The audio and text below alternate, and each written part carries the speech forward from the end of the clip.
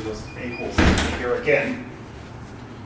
Hello. Yes, random person on the internet. I need you to come pick me up so I can get in your car and go to an expo. Now what? This again. Ow. Okay, I'm gonna need you to drive like a Californian. I'm running late, all right? Okay, don't worry. I'm an expert. Expert in what? I'm a Bigfoot expert. Oh my lack of a God!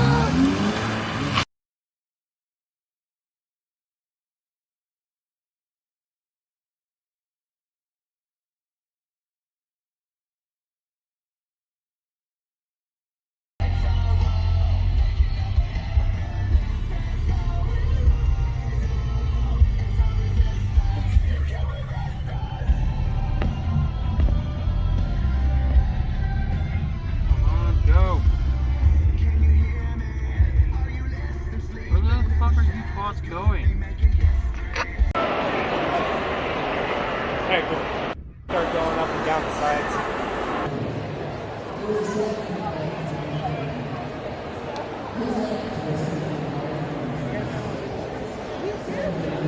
So I will say, if the future's going to call you, don't much. Yes. Look surprised. And I'm gonna hold up the big pen, because this is my favorite medium, the black big pen, ballpoint. So that's what I do my drawings with. It's an underrated medium. Yep. Alright, while you guys are doing that, I'm gonna go lean against that wall real quick. You alright?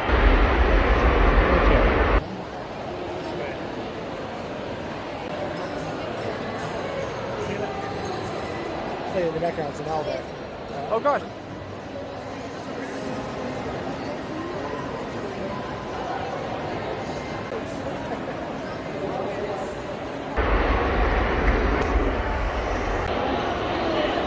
I look amazing, thank you.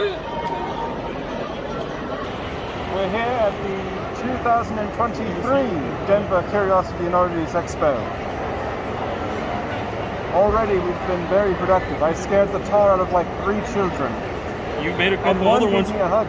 Yeah, one gave him a hug. You made a few other feel uncomfortable. You took a couple photos. Actually, you took a decent amount of photos tonight. Or today. They take a picture like this is Yeah. Like 2 hours and stuff.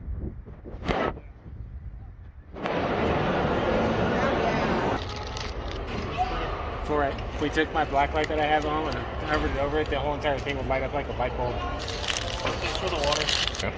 Yeah, I don't take a all that much this year. To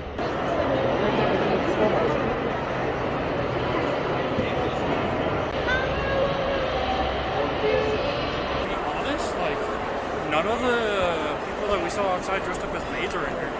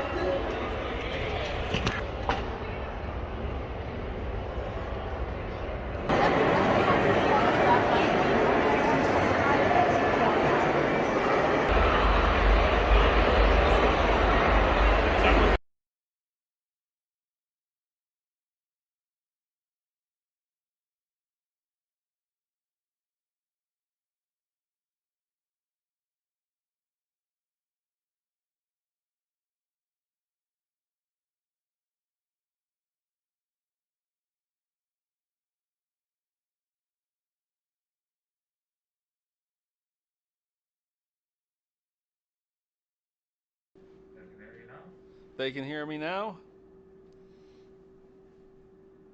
So where the heck were you guys?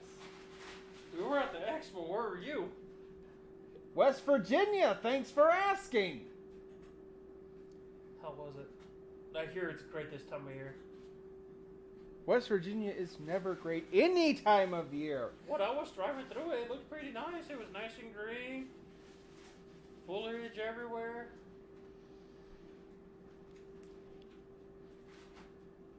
You're lucky I can't do anything to you because it would technically be a hate crime. Hello, everyone. Welcome to From One Side to the Other. I am your host, Kristoff N. Chester. We are joined today by my former mucho grande amigo. What? I am always your mucho grande amigo, not former.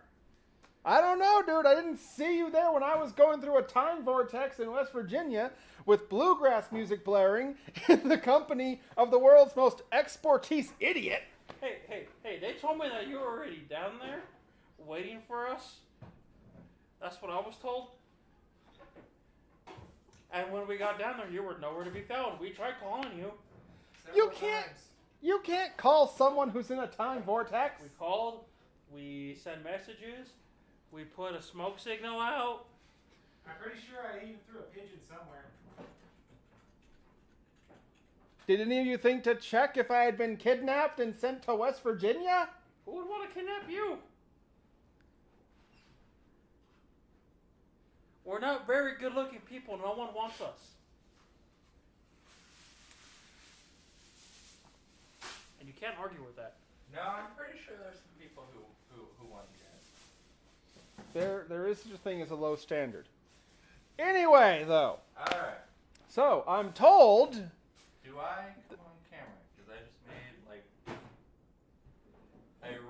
Okay, hi everybody. I made a really bad mess up, and that's why the video just ended randomly. I'm sorry. I'm glad I'm not paid for this, because I would be fired for that. No, you're going to be fired for leaving without me and leaving me to get stranded and taken to West Virginia by a redneck who I'm pretty sure lives at that truck stop, by the way. You know your first mistake was not calling us to turn around and come get you. Your second mistake was getting into an Uber. No, you gotta lift it. Never trust strangers from the internet. See? Okay, no, you don't get to turn this Especially around when on the me. car jack went backwards instead of forward, and then he just took off. That's a bad sign. No, you guys don't get to turn this around, okay? I had to go to the one place on Earth that you should never go to. You do not get to make this my own fault. I don't know. Yeah. I do!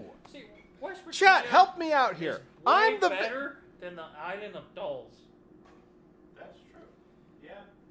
I mean, you I'm not sure I agree with that statement. could go to... Have you been to the island of dolls? Have you?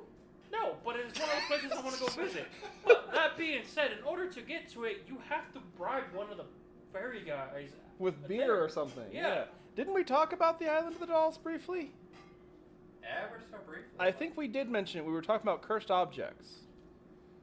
Because there's like the Southwest. You don't want to go there, especially if you're a goat. Oh!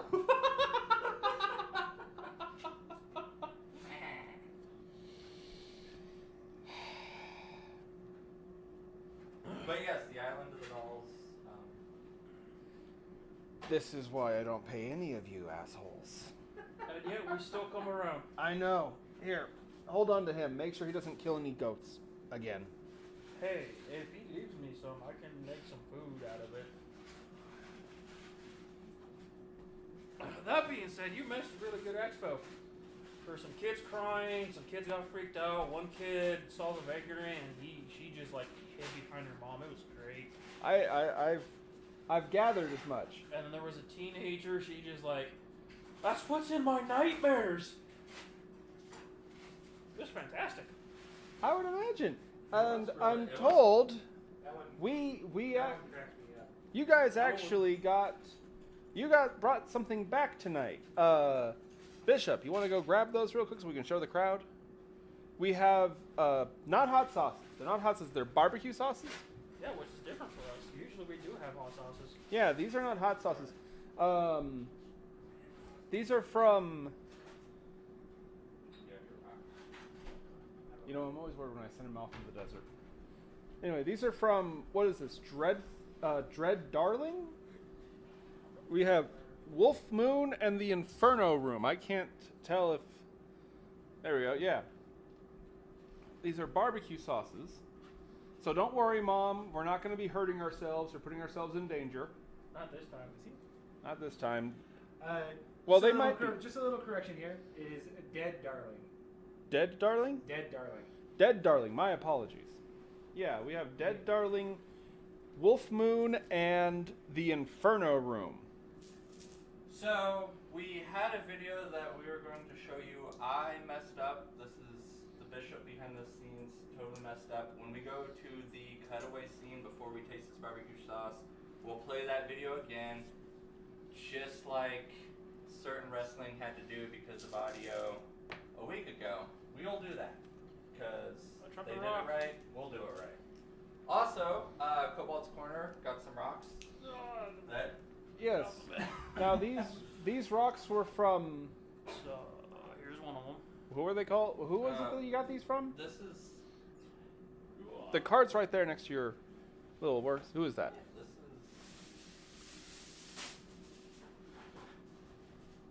is Zoom in into the card. Yeah, who is that? Lady... I can't read it from here. Lady Alchemy 13. Ah, I wonder if they're a friend of Black Lily 13. Oh, good heavens. Why does my hair look green on camera? Because of the green screen. I don't I'm know. gonna end up being bald next time I come on here. Oh, you want to talk trash, really? No, I'm shaving Oh. everything off. So here's one of the rocks. Yeah, we have... Yeah.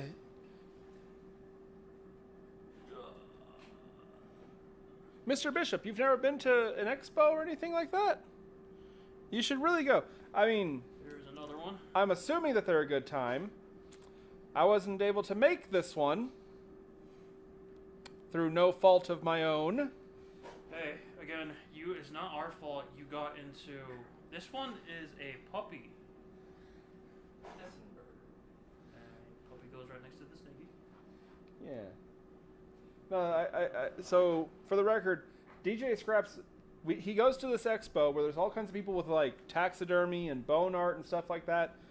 He always manages to find rocks. There's nothing wrong with rocks. No, I just think it's kind of funny. So, Rocks. so The big one right there. Labradorite. Really cool. Very, very shiny. That's a Cobalt Lights. Yeah. Fluorite. If I had my black light, I'd show you how cool this is. This thing glows some crazy colors. These ones are my personal favorite. These are Moonstone. No, those aren't actual, like, from the moonstones. No. And not sure what this one is, but it's pretty, so I got it. Good enough reason, isn't he? Yeah. But anyway, yeah, the Curiosity and Oddities Expo, which actually tours across the country, there's ones all over the place. We specifically went to the one in Denver. Oh, is the camera dead? No? Okay. I think he's refocusing. Anyway, I was not expecting to do all well, that. we gotta talk about the expo. Yeah. Rocks are good. Yeah. No, Mr. Bishop agrees. He says rocks are good. He's not wrong. No, they're cool. I didn't say they weren't cool. I just think it's kind of funny. It doesn't matter where you were from, what creed, what race, whatever. Everybody likes a good rock. It's true. Yeah. Yeah, I'd be willing to agree with that. A really big one, and I took it home one day. What was the one that had the black? Light. What was the one with the black light? Fluorite. Fluorite. Fluoride. It glows in black. It glows, right? Yep. Yeah, it glows in the black light. But anyway, so like I said, we'll be tasting some barbecue sauces tonight from Dead Darling, not Dread Darling, Dead Darling. So don't worry, Mom. You can calm down. We're not going to hurt ourselves. This time. You have no idea how upset she got over the last time we did hot sauces. Anyway, though. But tonight we're going to be talking about sideshows and clowns, which really in the last few years have just exploded into the Halloween thing. Like, I remember 10, 15 years ago, clowns weren't such a big deal. No, they weren't. But like when we started getting all those clown scares, what was it? What was that? 2018, 2019? Oh, that was earlier than that. 2016, Yeah, wasn't that somewhere around there? Yeah, 2018, like 18. the year we don't speak of? That's the year we lost Ronald McDonald. Because of all those scares, McDonald's started phasing him out because they didn't want to scare kids or they didn't want to associate with what was going on. So they phased him out, and they did it in such a way that most people didn't notice. Nowadays, if you look at the commercials, he's not in there. He's not in any McDonald's anymore. He's not on the kids' meals. They used to have the statues of him on like benches that you could sit with. Yep. And what I think is funny is they got rid of Ronald McDonald because they were afraid clowns are scary, right? What do they replace him with?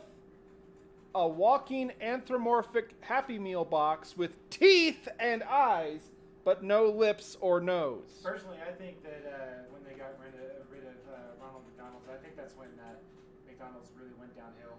Yeah. I agree. I also think it's funny that they brought the purple dude. What's his name? Grimace. Grimace back, and then everyone started doing the whole Grimace challenge, Oh. and they all just ended up comatose on the floor. You know, I wanted to try that damn thing. I did too, But these two... No, I wanted to try it. I wanted to try it on the show. Because I heard it was so bad. I'm like, let's do it on the show. If they bring it back, we'll just do a video of us going to go grab it. They brought back the McRib. Which is weird, because they were supposed to phase that out too, but... See, I kind of like the McRib, honestly, to be fair. I'd rather make my own.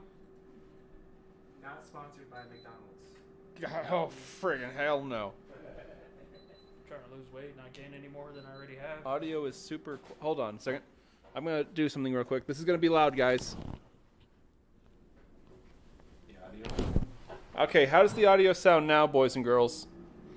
Yeah, I'm getting messages privately saying that the audio is super low and terrible, actually. I blame the gremlins.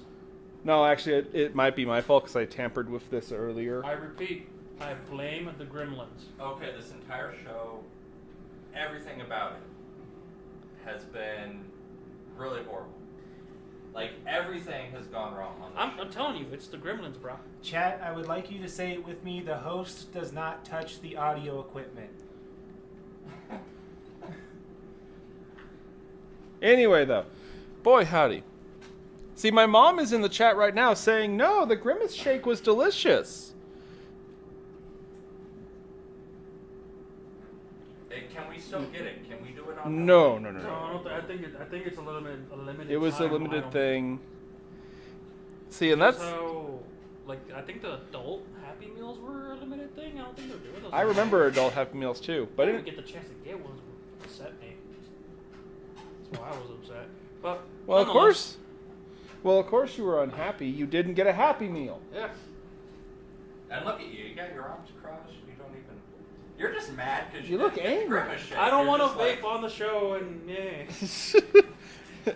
Anyway. Oh, go ahead and do it. Just don't. Go ahead and vape. We're up in the middle of the damn desert anyway. Anywho. And there you see it, everybody. Anyway. I have bad habits. Leave me alone. Oh my lack of a god. Like, vaping is that bad of a habit in the first damn place. Oh yeah, compared to like mine or Drinking You or... don't have a habit anymore. You quit yours, and I'm proud of you for that. Amen. Thank you. Yeah, Oh, hey. yeah, what has it been, like almost 8 months now? I don't remember. I think the last time I saw No, you it's about 6. with any type of 5 or alcohol was when 6? you gave me Yeah, that it's whiskey. about 6 months now. Good job. Proud of you. Yeah. Seriously. Everybody give a good cheers to our Stop. No, we're being supportive. Get supported, nerd! Anyway, though. positive reinforcement.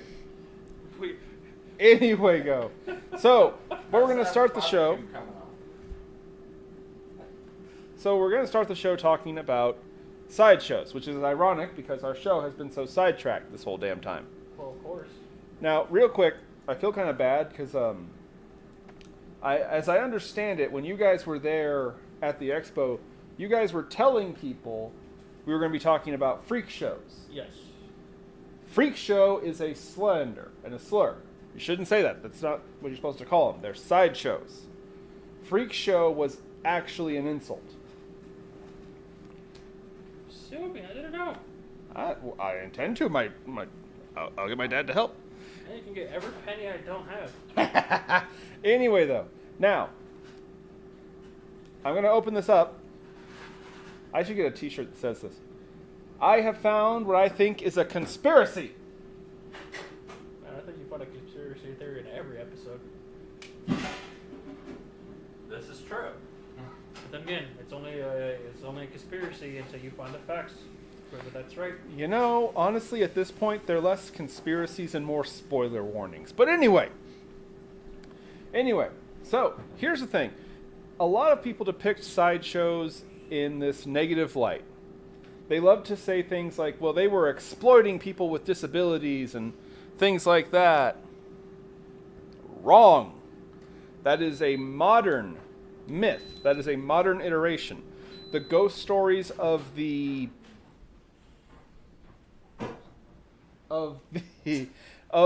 cruel ringmaster who's abusive to his freaks and so on, that's a thing of modern storytelling. The truth of the matter is, sideshows, and I'm going to have to open up my notes here. Sideshows, the term itself actually comes to around 1500, with some people saying specifically the 1560s. Now, we have to understand back in that time frame, it was a very ignorant world. I mean, let's be honest here, it still is. It's still ignorant as is now. It still is. Okay, we didn't understand how birth defects and deformities come about. Or different genetics. Yeah. I mean, for crying out loud, people back then thought that frickin' black people laid eggs. What? Anyway, the sad truth is that a lot of people who joined sideshows were actually runaways. Because when poor little Wilbur is born with an extra pinky, clearly that's a witch. Witch? Exactly. Clearly there is something evil afoot. And all it takes is one good plague, and suddenly you know whose fault this all is. The lady with the cat? No, it's Wilbur, that dude with the extra finger, and he's got genitals for eyes and stuff like that. I hate him. We should kill him. That'll stop the curse. Okay, why genitals for eyes? That's I was gonna what say, I want that's to not know. something I think I actually expected to hear tonight. Yeah. You've never seen that movie? I know what movie you're talking about. Him with the Nikolais. No, okay, I'm thinking about a different one where she has Angry Video Game Nerd. And He did a Dr. spoof Jekyll of and Dr. Mr. Jekyll and Hyde. Mr. Hyde. because the one I'm I'll thinking show you about- later. But anyway, back to my point. I'll put a link to the video for everybody. in the Anyway, chat. the point is that a lot of these people were runaways because they couldn't live in their hometown. Like these were the original redheaded stepchilds, you know? Back then, I mean, even if you acted differently and if you weren't going to church every Sunday, being part of the community, you were ousted and... Yeah, and again, all it would take is one nasty plague. Little Timmy gets a fit and suddenly we need to frickin' get rid of half the prostitutes in town. Call back to a previous episode. Anyway, though. But, no, a lot of times they were essentially refugees that were fleeing the fact that they couldn't live in their own home. And on top of that, a lot of them weren't actually really deformed. They would have makeup or they'd have unique skills and they would do stunts and stuff, but they needed to flee their hometown. Some were criminals, yeah. A common one is everyone's heard of the bearded lady, right? Yeah. You know the bearded lady. Yeah. Here's the thing. That's not... Well, see, here's the thing. A lot of those were women that were running away from abusive husbands, and it was like, oh, don't worry, Margaret. Here, we'll just glue this wig onto your chin, and ta-da, it's Martha, the bearded lady. Yeah, but some nowadays, most women don't even need that. Some of them can grow their own facial hair. Oh boy. Not wrong. You're not. I'm just terrified of what Mr. Bishop and my dad are saying because those two are loose cannons, and I'm sure they're gonna have something to say about that. And that's why I get along with Bishop very well. As a man who had a mom, she had whiskers. Thankfully, she's not watching, but yes. Oh God, damn it! I got something. The bishop is trying to kill me. There's this little old lady that used to go by the store all the time, and she had a mustache going. Anyway, my point is, a lot of these people, in a weird way, the sideshows saved their lives. Somewhere where they could fit in, somewhere where they could belong. Somewhere they weren't in danger. Let's just call it what it is. Safe haven. Yeah, sanctuary. And it's funny is, on top of that, a lot of these guys actually were very well compensated. Hold on. Yeah, Jojo, the dog boy, who, by the way, was actually the inspiration for how they designed the Wolfman in the Universal movie originally. The werewolf gene, I believe it's Yeah. called, where they have Yeah, he. a lot of body hair. Yeah, but they called him the dog boy, Jojo the dog boy. He was possibly the first youngest millionaire in history. Huh. No, adjusting for inflation and stuff like that, he was roughly speaking making $13,000 a week. Damn. He retired young, by the way. He retired young with like $7.5 million to his name. Again, we're talking about adjusting modernly. But no, he was extremely compensated. Probably one of the most famous sideshow characters of all time was, of course, the Elephant Man. Well, hold on, I have his name here. Joseph Merck. I'm hoping I pronounced that. Yeah, there's Jojo. That's Jojo the dog boy. Here's Jojo And- the dog boy. Yeah, that when they were making the Wolfman makeup for Universal Studios movie, they based it off him. You know, if that dude goes to Alaska during winter, he's gonna be perfectly fine. You're not wrong, but you're still out of line. I'm not. Originally, beards were meant to keep Protect the face. Yes, this is true. protect us from the cold weather and whatnot. Yeah, but anyway, the Elephant Man. Boy, by the way, you want to talk about having a sad life? The Elephant Man. That's where He was real. He had. I'm not sure how. Their body parts are like double the Disproportion growing. Yeah.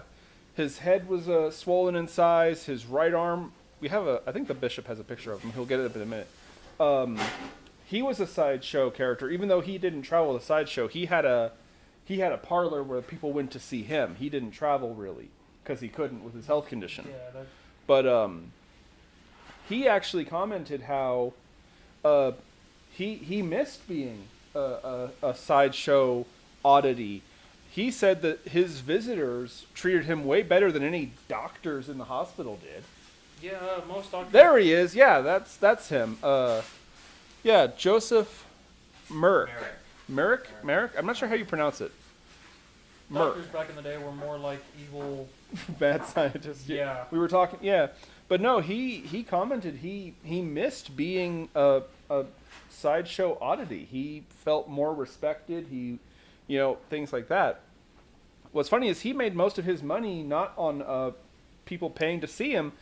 He made money by people buying his biography, because that's actually what they would do in the sideshows. Is you would go see this person who has some horrible deformity or deficiency or something, and they would literally just stand there and talk to the audience. This is my name, this is my condition, and things like that. It's kind of funny, and this might be a bit of a dig, but I'm going to do it anyway. There may have been there's an argument to be made.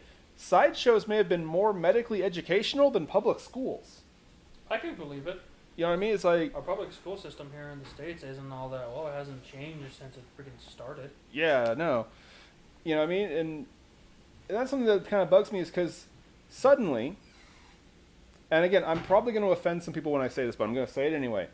Around the 1890s, everything changed. Suddenly, those ringmasters abused the sideshow freaks. Those poor freaks, we need to defend them. We need to protest these carnivals and these circuses. No, it's okay, bearded lady. I'll defend you for you. I'll speak on your behalf. It's the same thing with what is it? It was virtue signaling. Yeah, it was virtue signaling. When someone's deaf and they go to a comedian show and the comedian's ragging on them, and then someone says, "Oh, you're deaf, so therefore you don't know that someone's making fun of you. So I'll step up to protect you." Even though when people do that, they're assuming that the person isn't aware enough to where being made fun of. Yeah, or they assume that they need to be assume protected. I'm stupid and I need to be protected. Exactly. But no, most of those people, they know what's going on around them. They know what's going on. They have a better sense of humor and better comebacks than most people. I remember, who was it? It was a comedian. Mencia. Yep. Mencia. Yeah, Mencia. He used to get in lots of trouble because he would do shows and he would make fun. He was where we get dee-dee-dee. He would make fun of, yeah. And yet, he always told stories about how the only reason he did that was because he learned it from people with actual hands. Actually, that's where he learned it from. He got it from those people that he was supposedly mocking because they could actually laugh at themselves. Meanwhile, the world is full of these white knight wannabe jagoffs who just have to defend those poor little minorities who can't speak for themselves. Don't talk. Hey, I can speak. Yeah, I am the minority in this room right now. You are. But it's okay, because you're still a valued member of this crew. I'm going to get revenge on you all, though, still, for leaving me in West Virginia. But anyway. You enjoyed your little trip. Don't be... I did not. Yes, you did. I saw a photo of you hanging out with Bigfoot. Shh. Shh. That was not Bigfoot. That was the bishop's mother. Shh. What the hell? What's going on the stream? Something happened? I feel like something happened. Jesus! What? I didn't do anything. I'm innocent. I'm so sure. Anyway, though.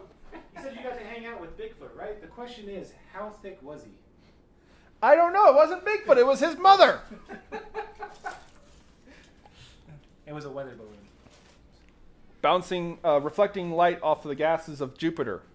I don't know if you're saying Bigfoot is thick enough to be a weather balloon. That's at least 2 weather balloons that were sent over across the ocean from China. Yeah, that's 2 weather balloons. That's almost as thick as Bigfoot. Anyway, though, stop it. Anyway, it was around the 1890s that suddenly all these people just had to speak up and protect these poor little. And the funny thing is again, the term freak show, the term freak, they were not called that. They were a sideshow attraction. They were performers. Okay? The term freak, ironically enough, came from the people who were so desperate to defend those poor little minorities who were being exploited. Given jobs, security, things like that. Yeah, just terrible exploitation, am I right? Oh, yeah. You know what I mean? Heaven forbid somebody, have a safe place where they might not get burned at the freaking stake. But anyway, unfortunately, there were a lot of things that started going wrong for really circuses in general, not just freak shows. And the thing that a lot of people blame for the death of the freak show or the sideshow or the circus in general is actually radio. I mean, think about... Well, I know, right? TV killed the radio star. But not before the radio star got a hold of the circus. Radio killed the sideshow. Basically, yeah.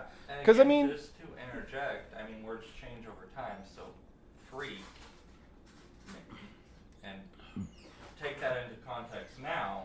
But yeah, words change over time. They do. Like, well, what does that word mean to you? What does that word mean to the person you're saying it to? Yeah, that's true. Yeah. But the point is, it probably means us, the ones of us who don't fit in with the general crowd, the one of us that like horror movies.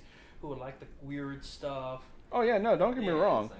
Yeah, but I'm saying when these sideshows were a thing, they did not like being called freaks. They were a sideshow, which is funny because the name sideshow came about. So let's be completely honest here. Sometimes deformities can look pretty horrifying. And sometimes it's not easy to actually... Yeah, the crab hands. Crab boy. Crab boy's a thing. Did he go to jail? I don't know. But anyway. I have no idea what anyone is doing anymore. Anyway. Sometimes it's hard to look at these deformities. Like, nothing... they're not any less human, don't get me wrong. But boy howdy, there are some pretty disturbing deformities and things that can happen to a human body, you know what I mean? And basically, the ringmasters would be afraid that someone would go and watch their show and be so disturbed that they would want a refund or something. So in order to go to the freak show, you would have to go through multiple curtains, go around the whole carnival to the far side of it, and pay. Then you could see the sideshow. So that way, you had no excuse. You were warned multiple times. They went out of their way to make sure you had time to think, do you really want to see the amazing dryad girl, the woman with roots for legs, you know, or the rat boy, Or the conjoined twins, conjoined twins. things like that, you know. Fun side note real quick, and this has nothing to do with anything. It's just something that I, because I'm a juvenile bastard, laughed at. Did you know that the Elephant Man had bodyguards? I can believe Two that. midgets. I can believe that. He had two midgets that were his bodyguards. Vertically challenged. Vertically Now- challenged. Okay. Now here it goes back to me. Words change over time. Midget wasn't offensive, but now apparently it's offensive. Which I think Little is person. Yeah. And it doesn't matter. It just, Yeah, I mean, well, part of it is that it it's is- the you individual. Are what you are. Yeah. Sorry, I am what I am. Well, for me personally, it's what's the context? You know what I mean? Because, like, let's get kicked off YouTube. I mean, I call him a beaner half the damn time. I think that shit's hilarious, white boy. Exactly. Exactly. I'm honestly surprised. You know, it's kind of been a while, but I remember you used to call me was it Wonder Bread? What did you call me? I don't remember, dude. But I remember you. Hell, we knew each other better by insults than frickin' each other's. I'm gonna Here's be the honest thing, with you. In my It culture, took me a long time to actually learn your name. I feel kind of bad. dude, you're good. In my culture, I if mean, we're not making fun of you, if we're not roasting you, if we're not insulting you to your face, we don't like you. I mean, I'm gonna start calling him Wonder Bread from now on. See, I mean, if you watch a good Ashton Kutcher movie, a couple good words is Casper and bird shit. From one side to the other, where we just randomly start spouting out slurs at each other. Here's my thing. Most of those are just words. It doesn't Actually, I matter. have a question What's up? on the topic of it. Does gringo mean something, or is it literally just a slur or a slang? Gringo means white boy. White boy. Okay, so okay, so it is more or less just a slang. Yeah. Okay, I always wondered that. It's like, Here's the thing. Words are just words. You, as the person, if you're the one being insulted, you're the one that gives them power. You're the one that makes them affect you. And what I do, I get people who call me other words, worse words than beaner, and I always look at them and I tell them, you put Mister in front of that. And then they just stare at me and like, yes, you heard me. You put Mister in front of that. You're going to be talking to me. You're going to be talking to me with respect. And then I insult them. And then that throws them off. You know how many gay slurs I've been called in my life? I take them all. Like, I take them all. oh, I want to make a joke. I want to make a joke so bad. I know what I said. If everyone is when they're like, what? Because you guys know I have coworkers who are gay, lesbian, bi, whatever. When we get someone who starts insulting them, they call me, I show up, and then they start blah blah blah. I'm like, dude, just don't be mad just because they're out in the open. You're still in the closet. Yeah, it's Then they get more mad, and I'm like, hey, they're happy with who they are, and they've accepted it, and they're out in the open with it. Just because you're insecure and you're still denying who you really are, and that just pisses them off even more, and it's fucking great. yeah, it's not the word, it's the meaning behind the word. Yes, Yeah. and how you let it affect you.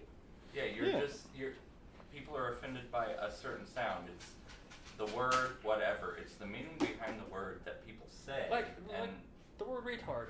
People get offended by that, but like, let's be honest, are the people So- who are disabled, are they offended by it? So funny That's thing like about that, actually, I actually got in trouble with Subway corporate Oh dear. when I was working as a manager at Subway, because there is a specific process whenever you unfreeze the bread sticks that they get.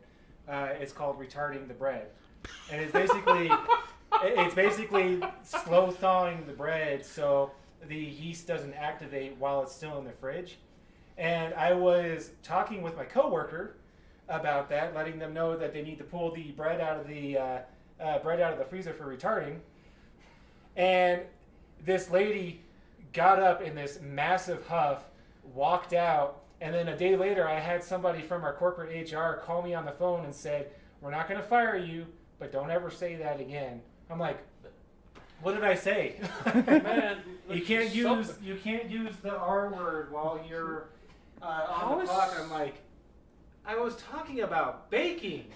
but that's the thing. If you like break it down individually, what it specifically means, it means compared to using that word to offend somebody, Yeah, there is a difference. it's literally all about context. Yep. Yeah, exactly. Yeah. How is Context- Subway still in business with all the stuff they keep doing? Oh.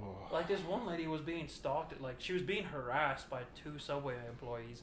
They release her information out into the public. Gets harassed by more people. Subway's like, we can't do nothing. It's a franchise. And then she emails the company that's planning on buying Subway, and they're like, stop emailing them about this. They can't do anything for you. Then email somebody higher. Oh, Everybody has boss. Oh no, she emailed the company that's planning on to buy Subway. Because she went as high as she could with Subway, and they're like, no, there's nothing we can do. She's like, well, you guys are being bought by these people. Just let me let them know what type of company they're going to be buying. I Yeah. love corporate indifference. Yeah. You know, it's funny. But- You know, Everybody has a boss. No matter who you are, you have a boss. Go to that boss. I mean, And yeah. sometimes that box is full of soap. boss. boss. Same thing. Oh yeah. Everyone has a box of soap. What are you talking about? Anyway, though, but it's kind of funny. You know, we're talking about slurs and the context. That's kind of the attitude that the sideshow championed, was that, you know, it's about the atmosphere. It's about the room. It's about the people. The sideshow performers, they had nowhere else to go. And the funny thing is you know, we have this really bad tendency of looking down on them, you know, because yeah, okay, fine, they are less fortunate. They have very real challenges, you know, physically handicapped, mentally handicapped. You know, it's hard. It is a hard life. I remember actually, it was a funny joke I saw online one time. Do you know why there's always stupid white people in infomercials? Mm-hmm.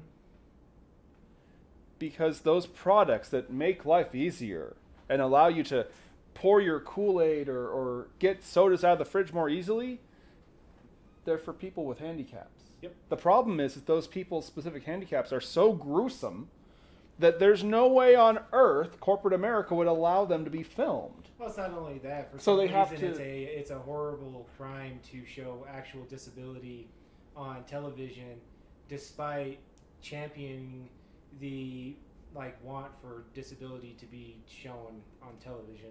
You know what we should do, or someone should do? They should get those products from those infomercials. Get people who actually have those disabilities and just refilm them with them in it. Show them. And you can put it on the internet. Anything goes on the internet. Who's gonna stop you? As soon as it's on there, it's on there. Mm-hmm. Nobody can stop us. I'm not gonna say that. No, don't you dare.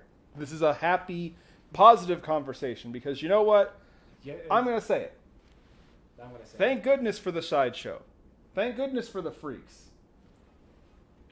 Be boring as shit around here if everybody was the same. And nobody can stop us because our house is not ADA accepted. I did not know that.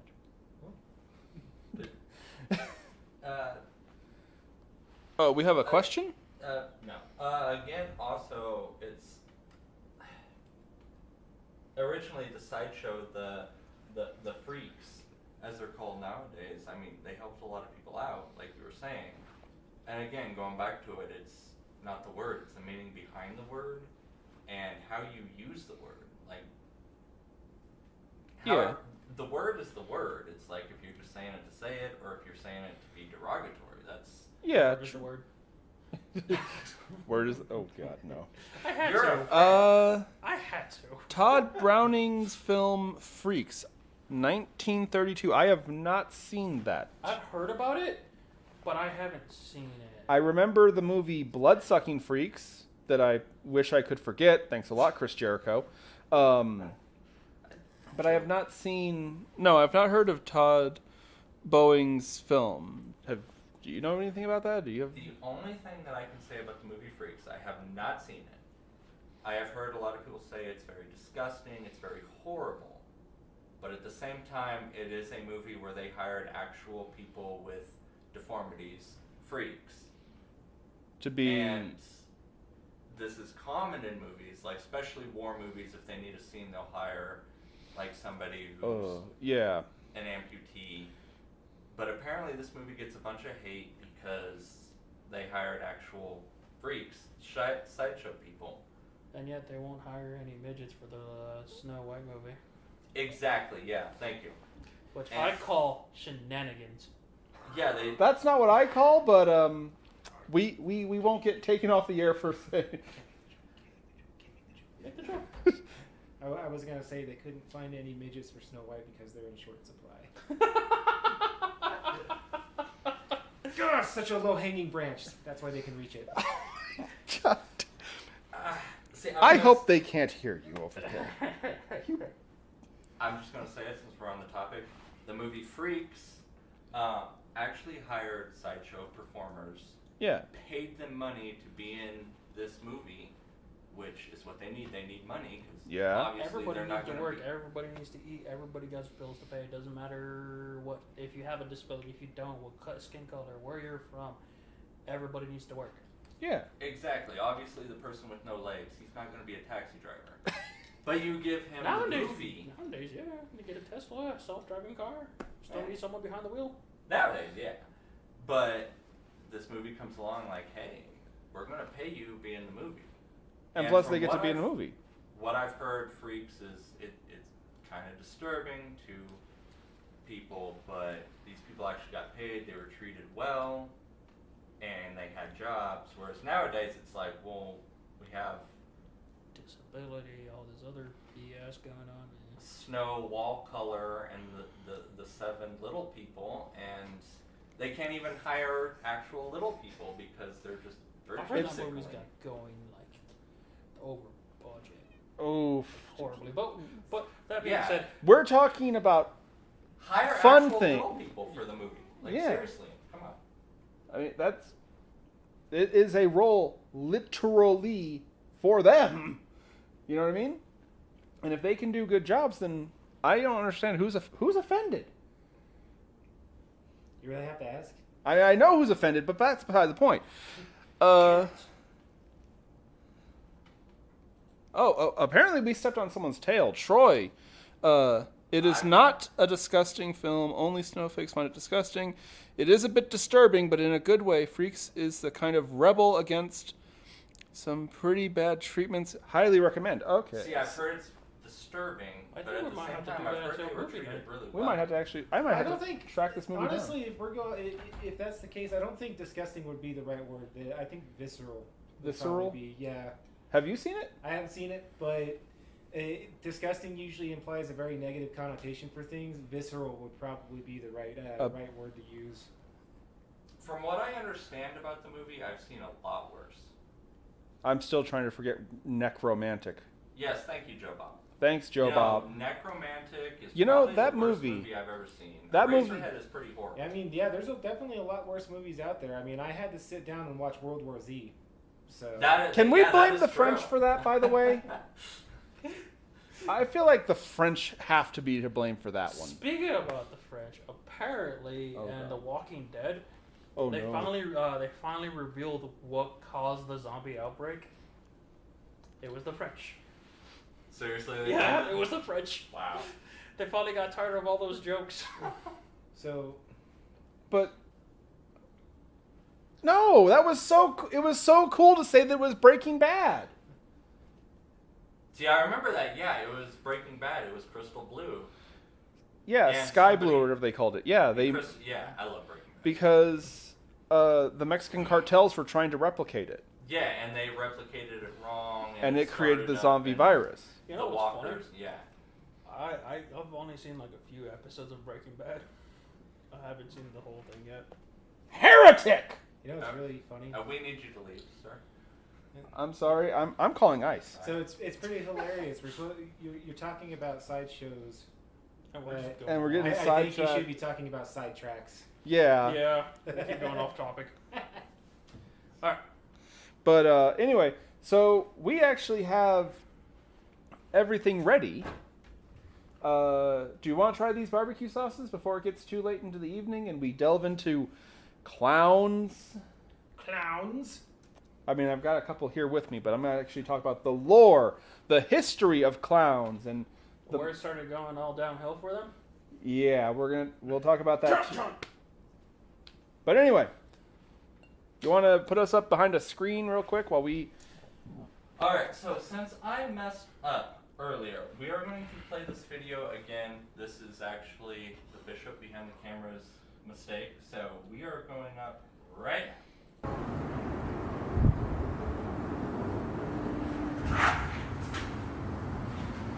Can't believe those a-holes are here again. Hello. Yes, random person on the internet. I need you to come pick me up so I can get in your car and go to an expo. Now what's this again? Ow. Okay, I'm gonna need you to drive like a Californian. I'm running late, all right? Okay, don't worry, I'm an expert. Expert in what? I'm a Bigfoot expert. Oh my lack of a God!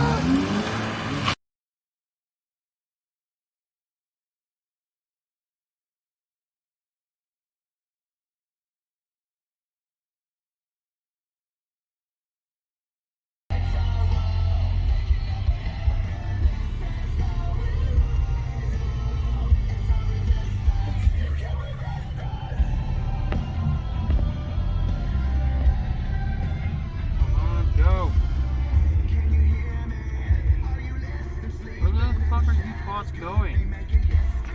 Alright, cool. Start going up and down the sides.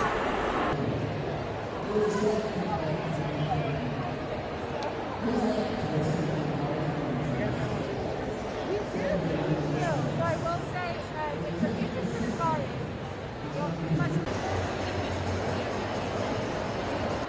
Yes. With surprise. And I'm gonna hold up the big pen because this is my favorite medium. The black big pen, ballpoint. So that's what I do my drawings with. It's an underrated medium. Alright, while you guys are doing that, I'm gonna go lean against that wall real quick. You alright?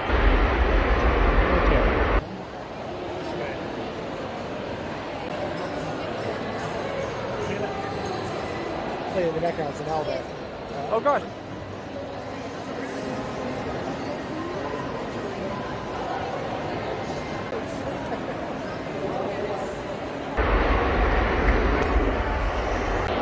I look amazing, thank you.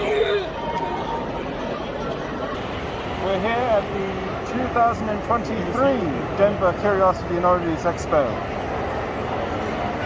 Already we've been very productive. I scared the tar out of like 3 children. You made a And couple one other gave ones. me a hug. Yeah, one gave him a hug. You made a few other feel uncomfortable. You took a couple photos. Actually, you've taken a decent amount of photos tonight. Or today. Can I take a picture like this? Yeah. Like, 2 hours and stuff.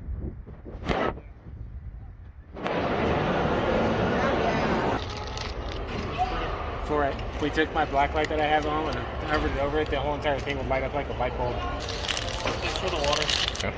Yeah, I don't take all that much this year.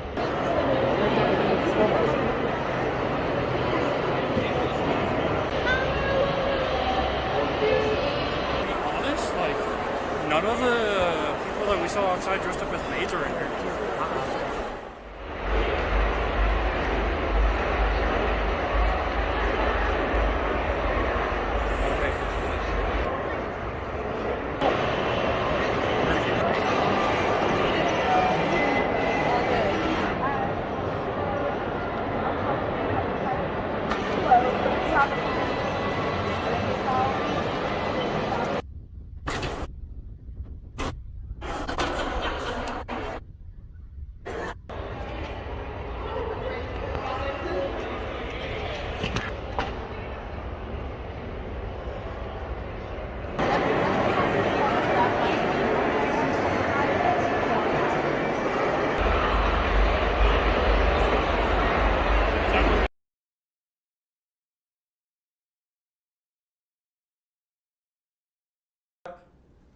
And we're back, everybody. Hey, look at that.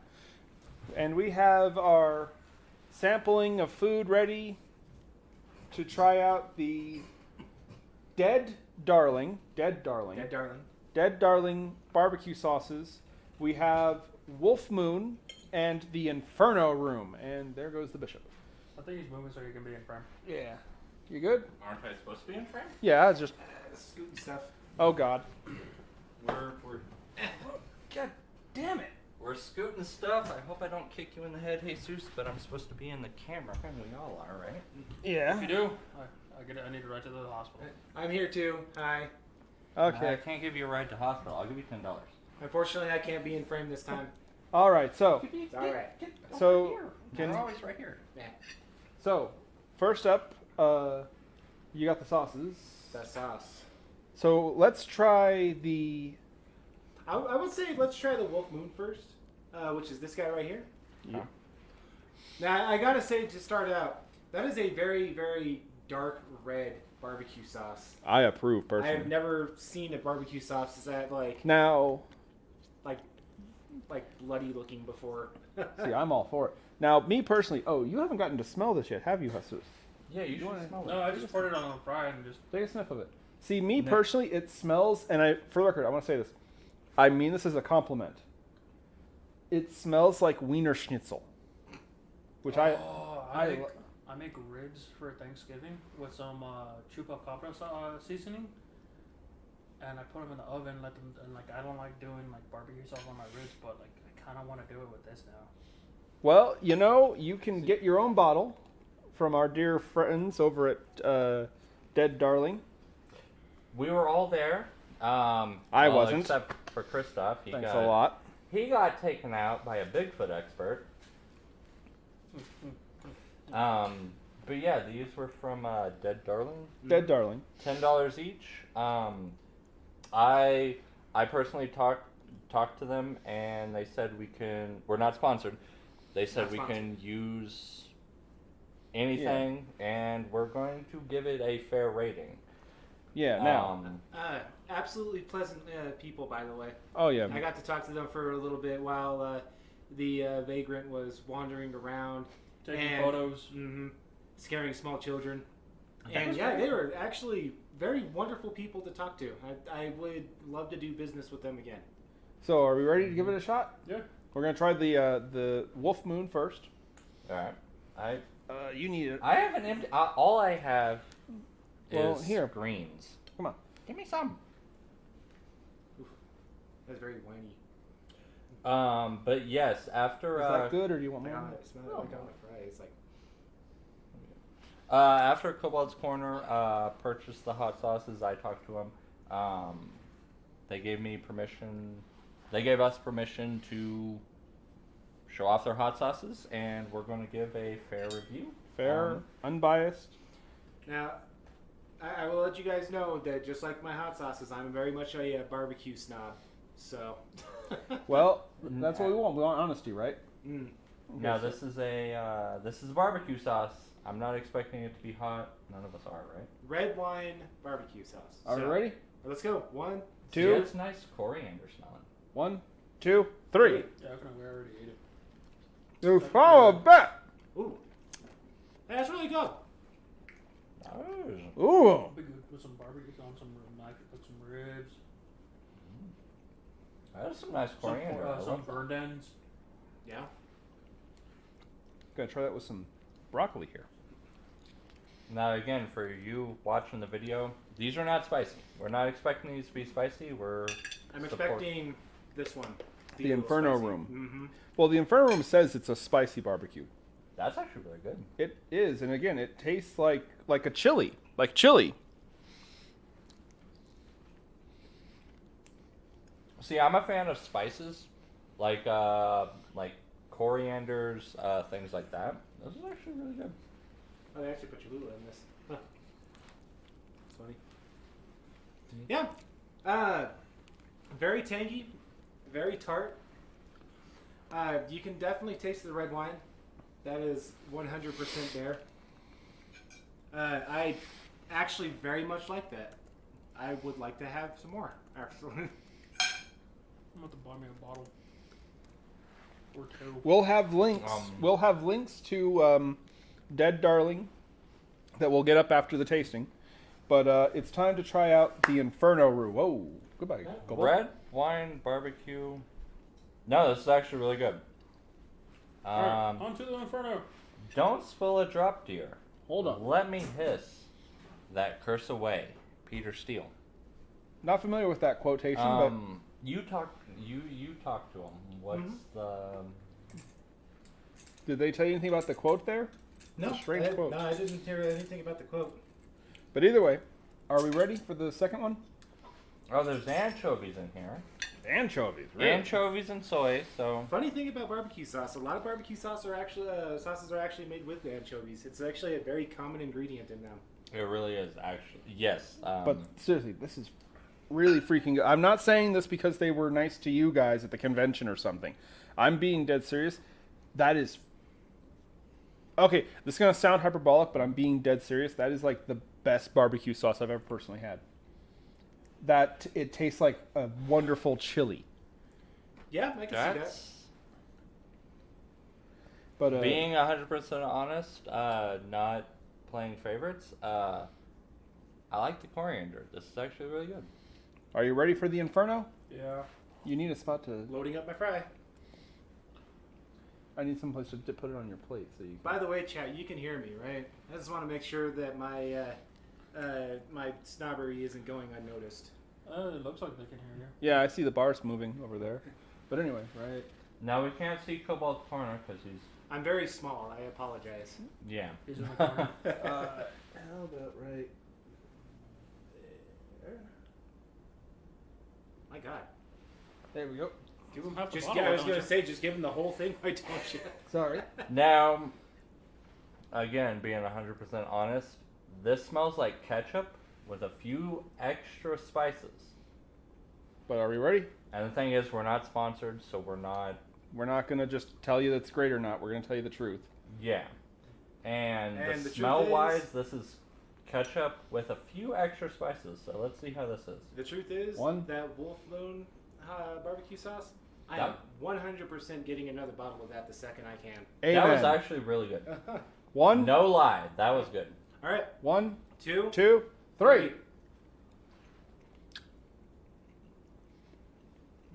Oh, yeah, no, there's heat. There's spice.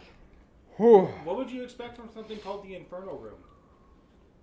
Now, talk about this. This is a Beetlejuice reference. Okay, yes, Yeah. there's spice. Oof. It's not bad. Yet. Oh, ooh, It's not a pepper spice. That's like a chili extract spice. ooh. That's a nice spice. This hurts a little. They can hear you, by the way. Yay! Ooh. Yeah, this is hurting. Ah, it doesn't hurt that bad.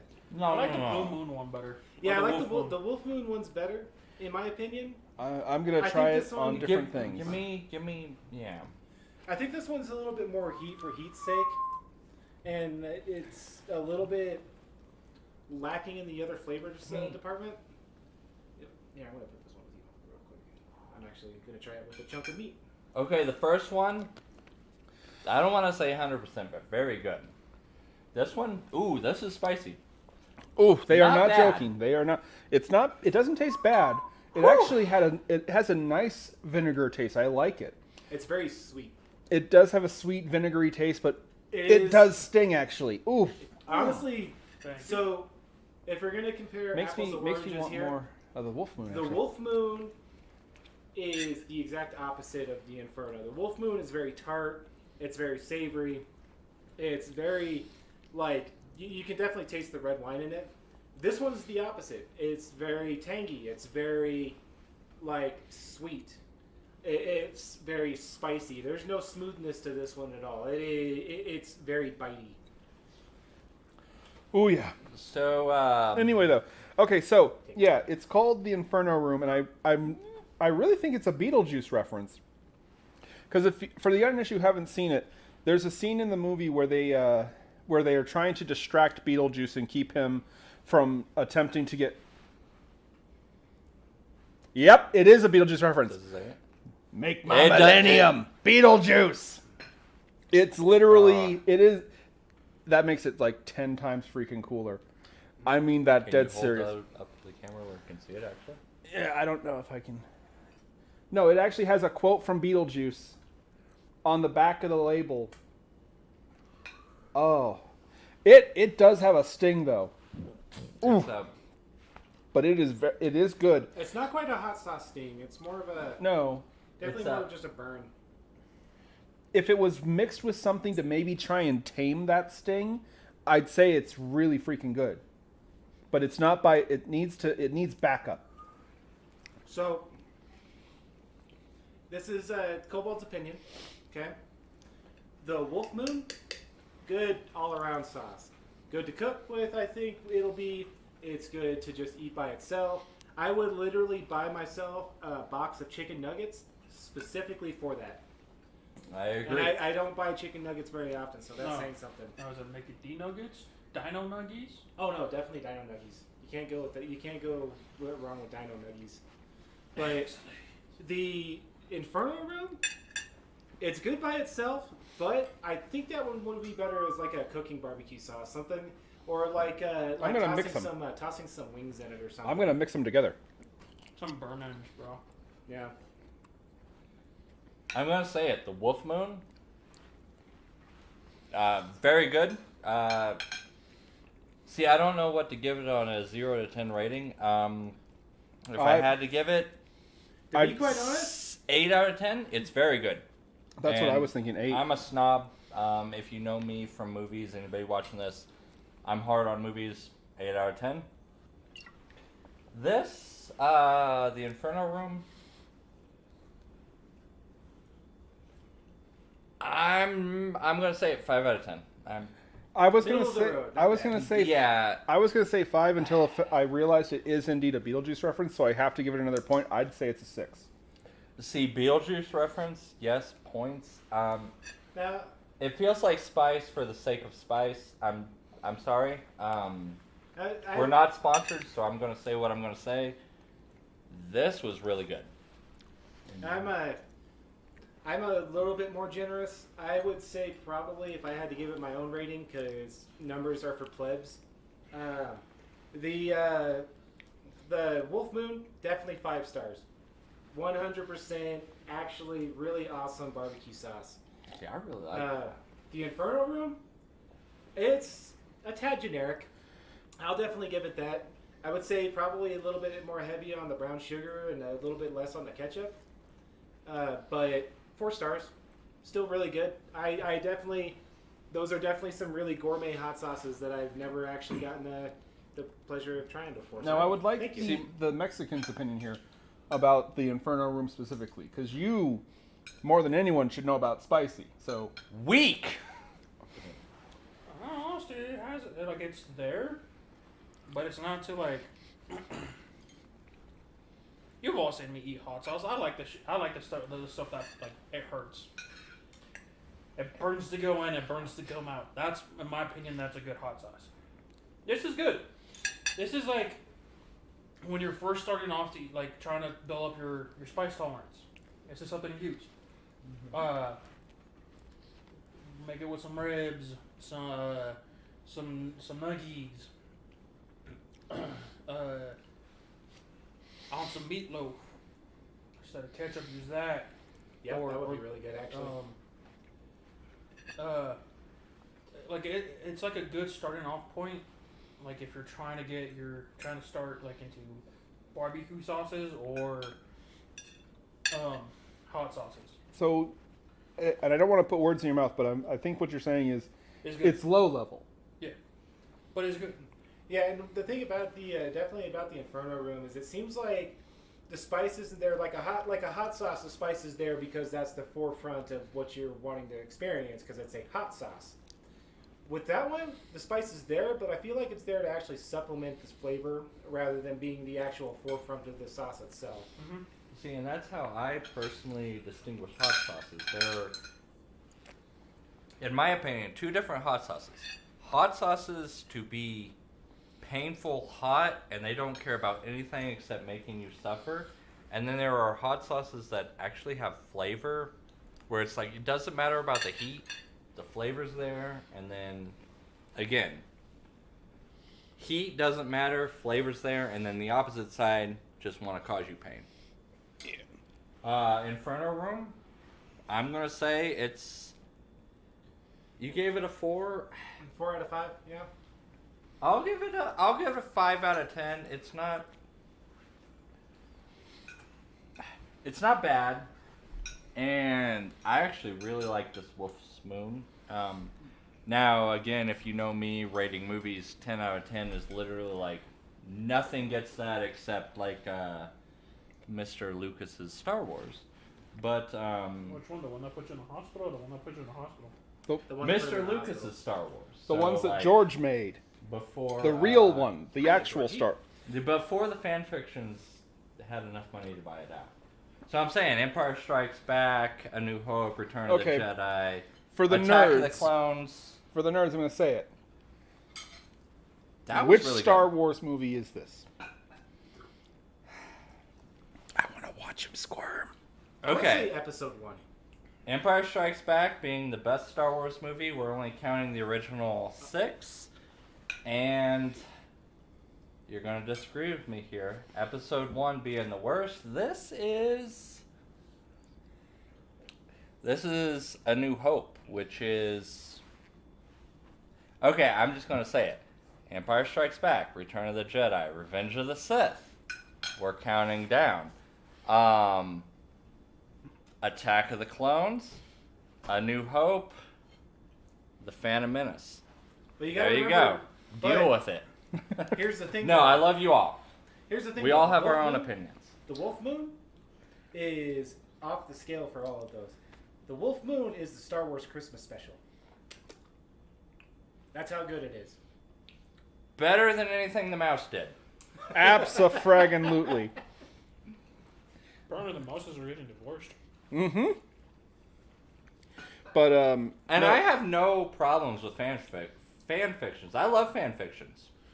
Not yours, Disney. But anyway, Sorry, my finger. you're fine. Dude. Stop it! Sorry, my finger. Anyway, I love fan fiction. this, like I said, I am not being hyperbolic. I'm not kissing anyone's ass. I'm dead serious. Because here's the thing. I'm going to tell you all a little secret. Can you have me the... I don't like barbecue sauce. I've never had a barbecue sauce that I actually was like, I'm glad I had this. I am glad I had this. I want this more. Yep. So, from what I understand, after they get done with the barbecue sauce tasting, the bishop is going to post the links to Dead Darling's shop, right? Yes. So, support them. Yes, this is...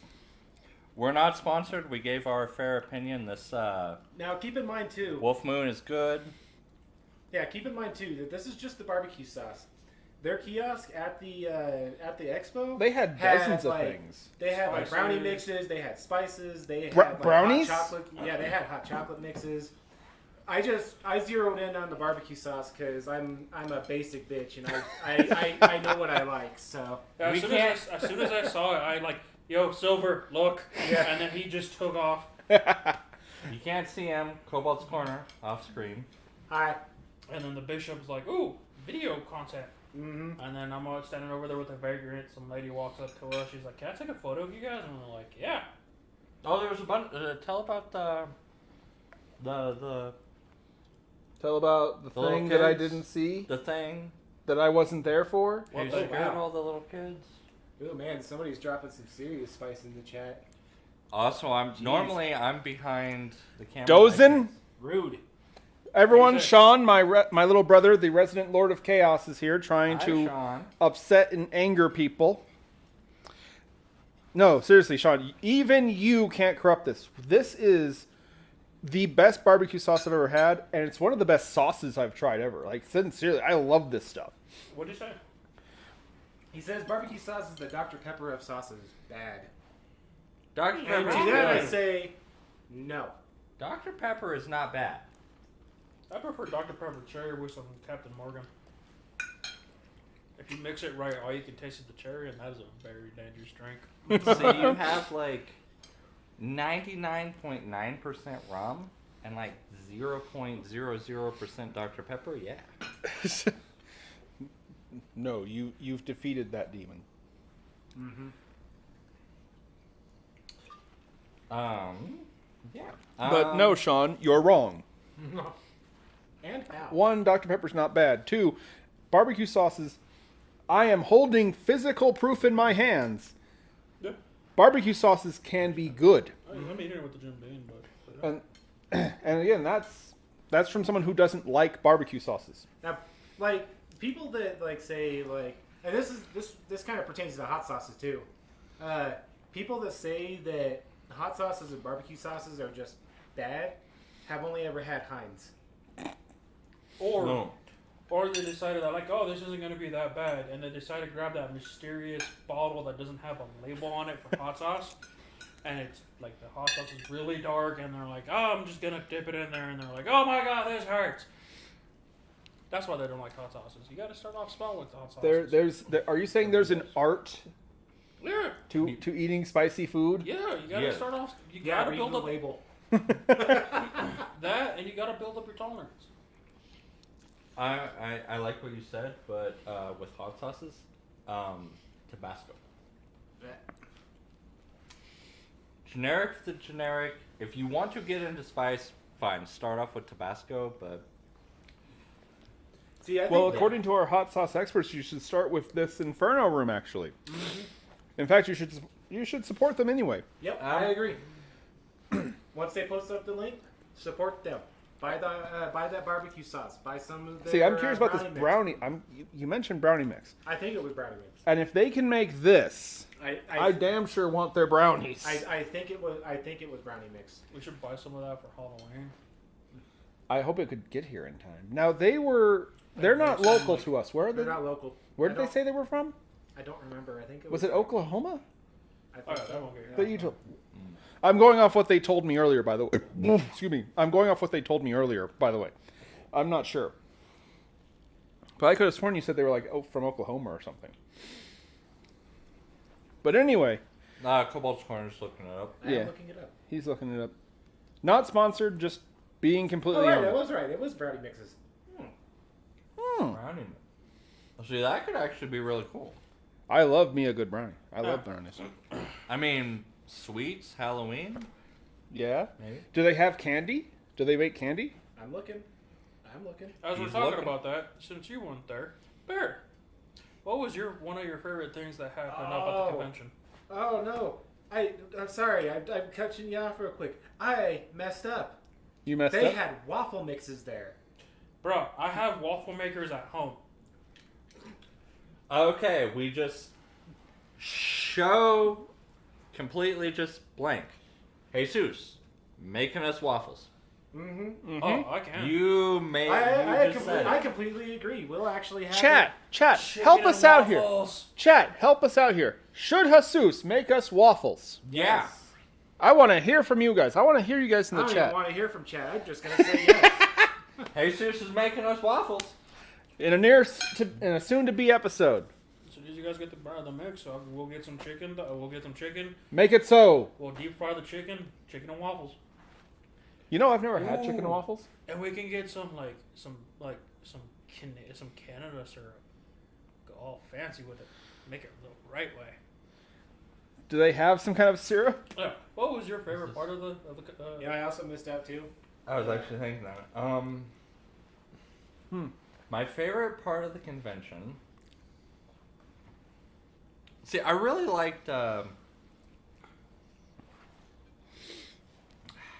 Fluff Chick Production says yes. You have to make waffles now. Okay. Are we doing this next week? Well, I don't think we'll be able to get it that next soon. We're doing this 2 weeks. Jesus, bless these gentlemen with your waffles. No. Sounded so Here's wrong. See, Halloween's coming up. No. Here's the thing. Thanksgiving is coming up. Thanksgiving is coming up. Yeah. And there's a whole entire day before Thanksgiving where we could all just make stuff. I can make some jalapeno poppers again. I mean, some stuffed jalapenos. I don't want to time travel again. That's my thing. Also, I feel like I missed out. I shouldn't have gotten the Inferno Room. I should have gotten the Bourbonomicon. Bourbonomicon? Bourbonomicon. Bourbonomicon. Yeah. Did you have the chance? It was a bourbon barbecue sauce. Yeah, it was there, but I saw this and thought you would appreciate it more. Well, the thing is, we've never had these barbecue sauces before. I think it was the first. Well, we went last year, so. Well, And last year was the first time I went, so from there, I don't think we saw them there last year, or else we would have bought some. So to clarify, I know we're taking up time. When we went, we What do else hot are we sauce gonna do? tastings every couple months, and I was just thinking in my mind, like, what if we could get like some hot sauces at the Oddities and Curiosities of the Expo 2023, and Found barbecue sauces. Kobold found barbecue sauces, and Actually, it was Jeebus that found the barbecue sauces. He just aimed me in the right direction and said go. That's what I do. now I know everybody watching is thinking I'm dodging the question. My favorite part of this convention. See, I really liked this. See, there were like last year we went as the Vagrant, and there was like people wanting pictures, whatnot, and there was a bunch more like families who wanted pictures, which was nice. But also there was this guy, the you mentioned him. cosplayer. Yeah. Oh, And the I- dude dressed up as I think it was an elf or something. He had that really cool mug. Ode to Joy. If you're watching, Ode to Joy, you said you go to cosplays, you go to conventions, and you always dress up. You're always a cosplayer. Didn't you You say are you a did a lot of chef prank things? at Yeah, Game Train. yeah. It's a game. You- It's called Game Train. It's on. Jesus took down the address. I'm not going to say anything about any plans for the future, but he said he was a chef at Game Train, which is south of us, like between Colorado Springs and Denver. Game Train USA. It's from what he told us, it's styled like a train cart on the inside. There's a restaurant. There's also a spot where they have a lot of board games, and they have the it's the way they do it. It's like you can grab the board game, and then you're able to look up the rules if you can't figure it out, and you can sit there, play the board game with the people you come with, and you'd be able to eat food. Again, not sponsored. Not sponsored at all, so I'm Not just going to sponsored. give Yet. Call me. But from the photos that I like that they posted on the Google Maps over there, like it looks amazing. Don't say the Google. That just makes you sound so old. I'm older than Google. The G, man. The G. The G. Actually, So- technically, we're all older than Google. Looking up the Google. Oh, He's yeah, everybody. Jesus continues his search for the G spot. Anyway. But anyway, I didn't get this person's actual name. Ode to Joy was the character. They were in the videos you've seen. After we're done, I'm going to post up pictures of them. That was probably my highlight because this person was really cool. They were a chef to Game Train USA. Yes. And it would be really cool if we do a show there, maybe in a few months. No promises. Yeah. We're And- I saw him coming, like walking up, and I'm like, that would be a cool photo for them to do, for him and the variant to do. And then like he ended up being a real cool dude to talk to. Yeah, and the I'd thing love is, to speak with him sometime. He sounds awesome. And the thing is, I talked to him for like 5 minutes. He was really cool. He was telling me about his kintsugi, Japanese fixing stuff. He was talking to me about his character, Ode to Joy, his restaurant. He's a chef there. And I was just like, that was probably my favorite part. I mean, other than being with the Vagrant. I mean, I wish you could have been there.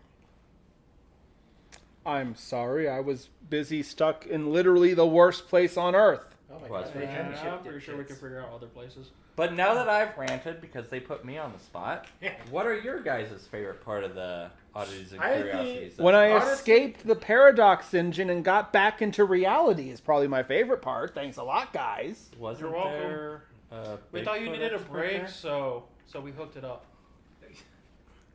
Wait, you got taken out by a Bigfoot expert, right? So we What here was at the your favorite Vagrancy part? Horror will be needing a new editor because ours is going to have a terrible accident on purpose. You're not supposed to say the purpose part or let people know that there's going to be an accident. Oh, did I say that out loud? Oh well, I'm standing by it. Anyway, though, Jesus, no, what was your favorite part of deserting me? Who's the editor? So last year when we first got there, small child went running up to the Vagrant and wanted to take a photo with him. This year was a bunch of families, and towards the middle when we were there, we were waiting to get some drinks, and this small child and her family came up, asked for a photo. The Vagrant kneeled down, took a photo with the kid. The kid walked back to take a look at the photo with her mom, and then ran back and gave them a hug. Aww. Yeah, it was a genuinely wholesome moment. It was like, in the midst of all like the taxidermy, the skulls, all the other weird stuff that's there, like some wholesome stuff. And then there was another family that they were just walking up. They saw the Variant and they wanted to take a photo, and they ended up taking like a whole family photo. Like some more family members came out of nowhere and they just took a photo with them. It was great. And then like right after that, another family came up and wanted to take a photo. I think we were in that spot for like at least 5-10 minutes, just him taking photos and then us explaining what's going on. Yeah, there was a spot we went to, and we just wanted like a few seconds of video with him, and then just people swarmed him, which is what we want. So yeah. Which, by the way, real quick, despite my bitterness about what happened to me while you were all having fun, if any of you are guests who came from seeing them at the expo, welcome here. We're glad to have you here. Please don't judge the whole channel by this one show. Please, please, please, please, Yeah, please. usually we don't go off topic like we usually do, but for some reason today it's just like been a train wreck. Yeah, we've had like 20 minutes of topic, and we're a half hour in, and just like The rest of it's just us rambling about like It's random almost stuff. 9 o'clock. We've almost been at this for 2 hours. there's nothing wrong with that, but you've not talked about clowns yet. He's going to talk about clowns, so Yeah, I'm gonna It's talk starting about to- So we tried the hot sauces. By the way, Ah. just because I want to be included in this, my favorite part get in the of the show. whole. I don't want to be in the show. Shut here. I am good. Shut. being, Hey. I am Let him good speak. being the And mysterious hand me my voice. face, please. No. My favorite part of the whole thing, and it's kind of the exact opposite of Jeebus. My favorite part of the whole thing was just walking by and seeing children scream. No, don't get me wrong. I love that part. At one point, I was keeping count. I think he scared and made about 11 kids cry or hide behind their parents. there were about 3 teenagers he made go, what the hell? And there were 2 adults that were like, nope, and just turned around and walked a different way. Do you remember Yeah, seeing that one kid at the booth in the stroller where he was like sitting and taking yeah. pictures? This kid had laser eyes Just- on the vagrant, just staring at him dead-eyed. It was actually a little creepy. He's like, do not break eye contact. And then I think the kid had some siblings in too. The vagrant doesn't have eyes, though. There were some kid, like I think there were siblings and whatnot, and they were like looked at him, looked at what he was staring at, went to go get their mom. Mom comes, sees, smiles, and then just goes back to whatever she was doing. That was my favorite part. See, there was also another part. I don't know if you caught this. A bunch of people wanted to take pictures with the vagrant. And then there was one lady who's like, nah, I don't want to take a picture. And she walked around. Did you see her? Yeah. She's like, I don't want a picture. And she was like, just like, and she walked over to another booth. Oh, I and missed just like, that one. she kind of walked behind me and like Jesus and the vagrant. And she's just like, I don't want a picture. There were a I couple missed people that. like that loads pointed, and we handed them out business cards, but they just didn't want to take a photo. And then There were a couple of groups of people that gave the vagrant a pretty wide berth. It was pretty funny. it was great. Yeah. And then there was that one booth that we went to last year. We went to it this year again. It was the Belarus Rats. Yeah. Yes. We have that in the video. They're the people that Burlesque, I think is the term. Burlesque, yeah. the people that were manning the booth. I talked to them this year. They're really cool people. They're really polite. The Showtime Taxidermy, I think is what they're called. We'll have a link. In I the think we description have their of link. the We episode. got their business cards. Just don't remember what they got. The stuff that they had there was really cool. They also had little cards saying "Don't touch." We did ask before because we did a little clip. We did ask them before we did anything, and they were cool with it. We also asked if we could put it on the video. They said they were cool with it, and it's just a vagrant holding the glass with the little rat. I in it. saw that. I saw that clip. Yeah. Um, No. Yeah. I think that's Showtime Taxidermy. Very cool We people. got a card from them. Yeah. Yeah. Hopefully we Yeah. have Once the host stops getting super sidetracked, the bishop will put up the links to that too as well. at the end of the episode, we are going to play that video again because the bishop, messed up. That was No. my fault. I really did. We've been over this. We're It going was to the play. Gremlins. It was the Gremlins. Yes. And we're going to play that at the very end of the show. So once the show stops, once our host says it's ending, we are going to play that video again. It's about 4.5 to 5 minutes long. We're going to play it again just so you can see what we're talking about. Do audio commentary. We could, actually. We'll do audio commentary over it, actually. Yes, stay tuned. All right. Let's get back on topic, I'm assuming. In the meantime, though. We still have to talk about clowns, and Clowns. Yes. I still have half a hot dog to... Sir, that is not a hot dog. That is a sausage. Now stuff it in your mouth. It's a bratwurst. And there And I am. is a difference. I am. To different cuts of meat and how they're prepared. Anyway, though.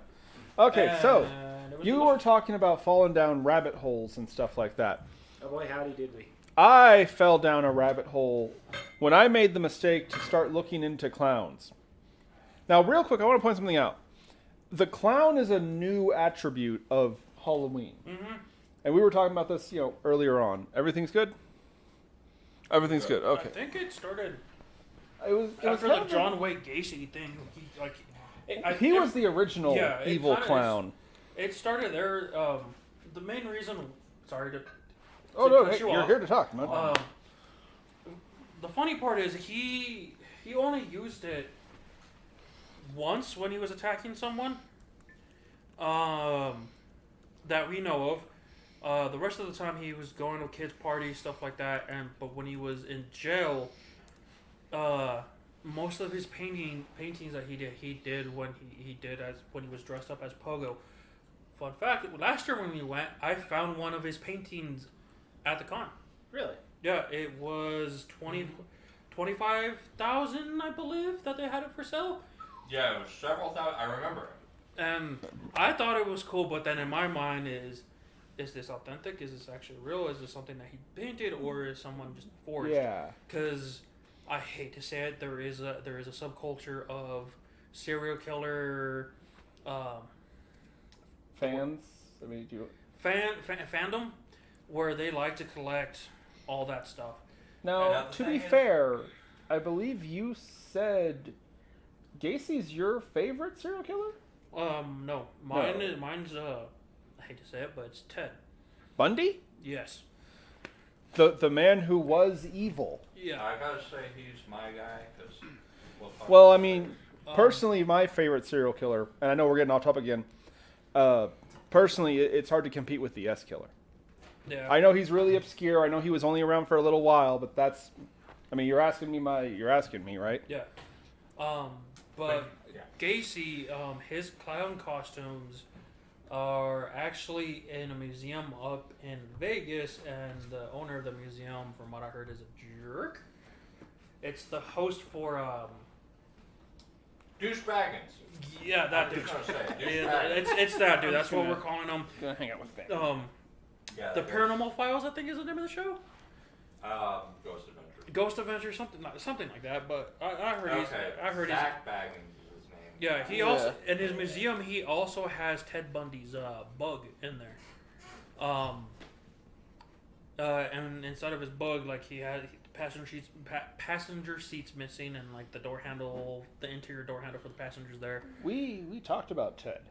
And if this might be me again, I know I'm going way off topic.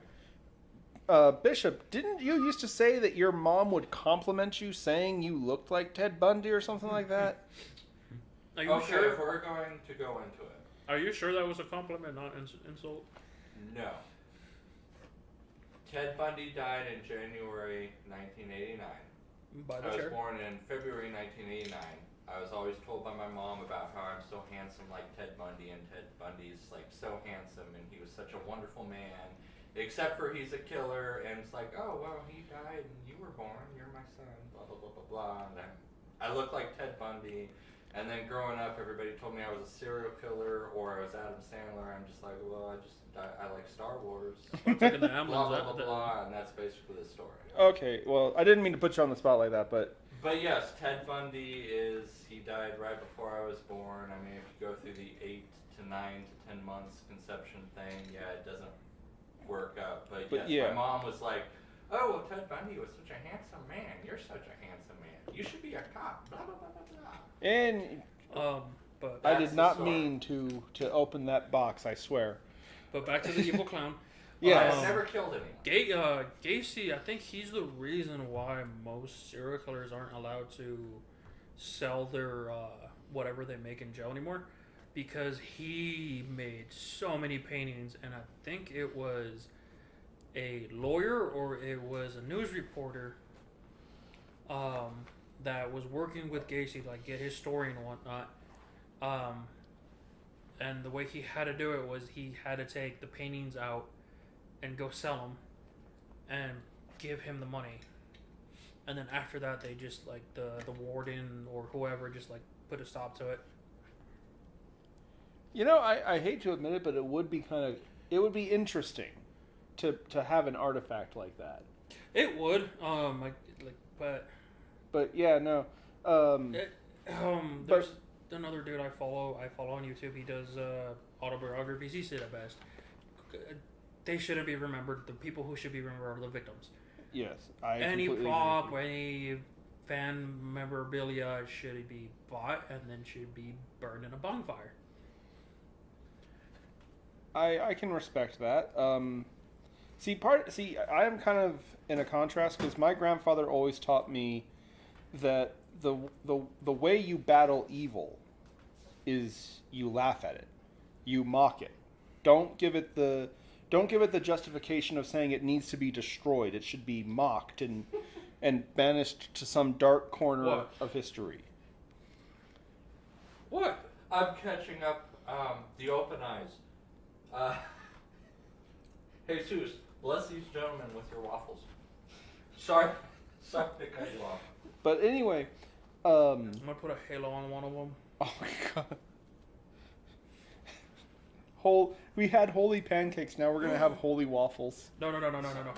With the syrup, I'm just gonna put. I'm gonna write down "You are blessed." Blessed in syrup. Okay. Anyway, though, another thing that kind of made clowns into evil things is, of course, Pennywise, Stephen Yes. King.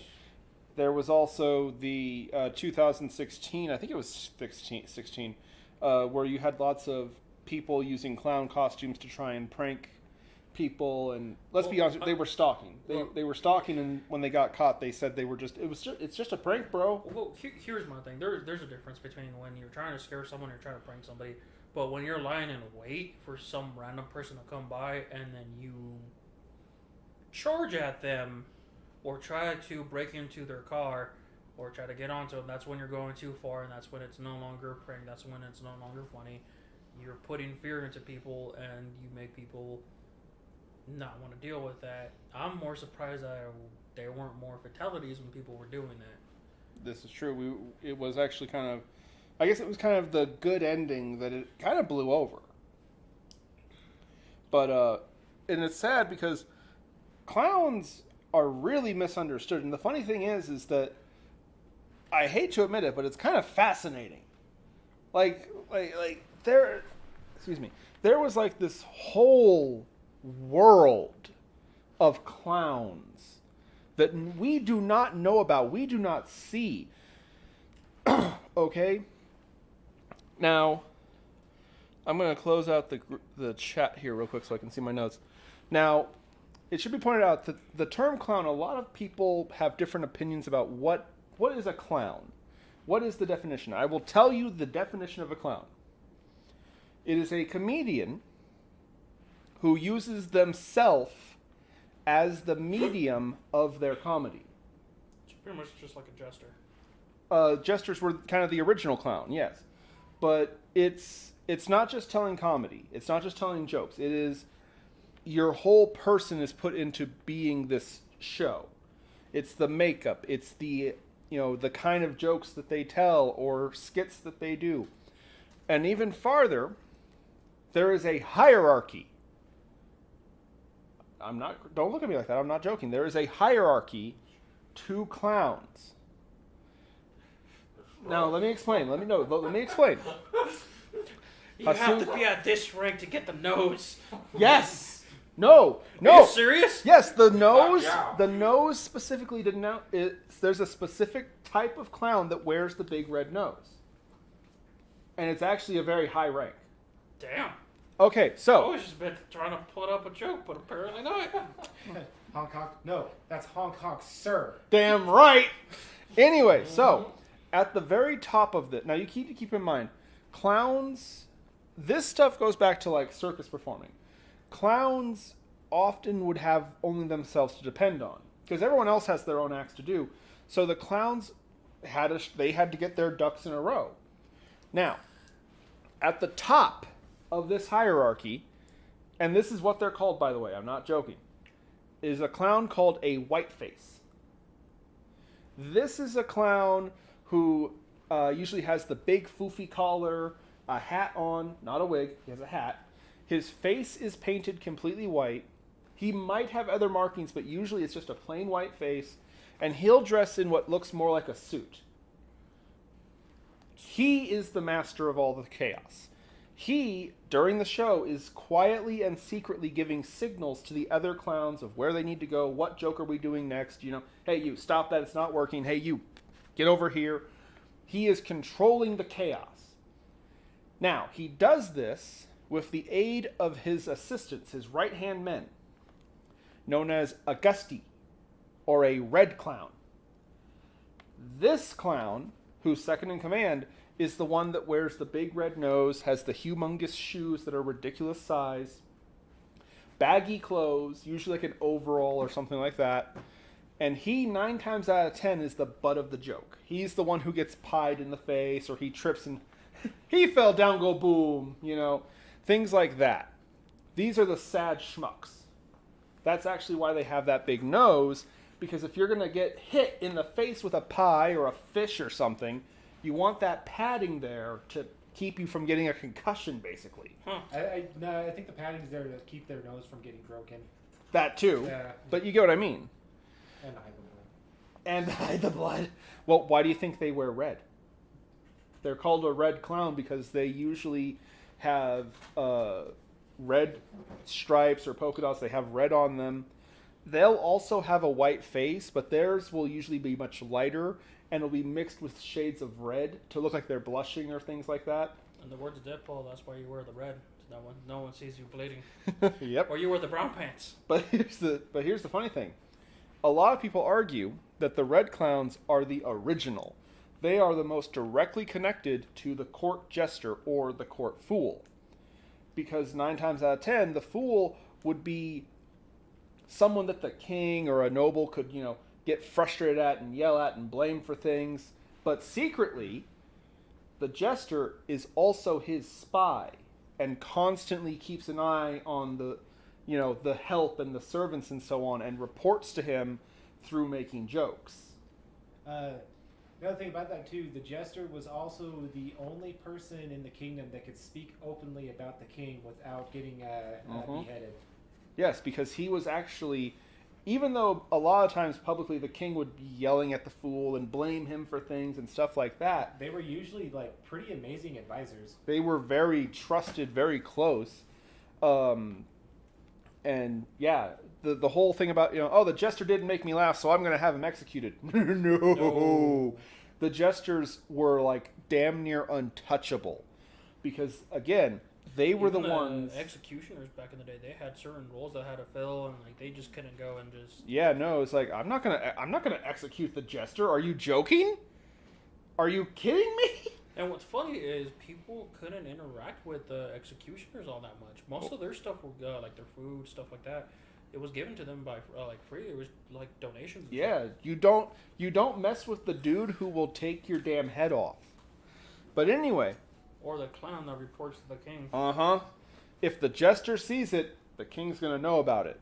Likewise, the red clowns are all secretly doing the bidding of the white face, and they're all the ones doing the physical work while he's directing the traffic.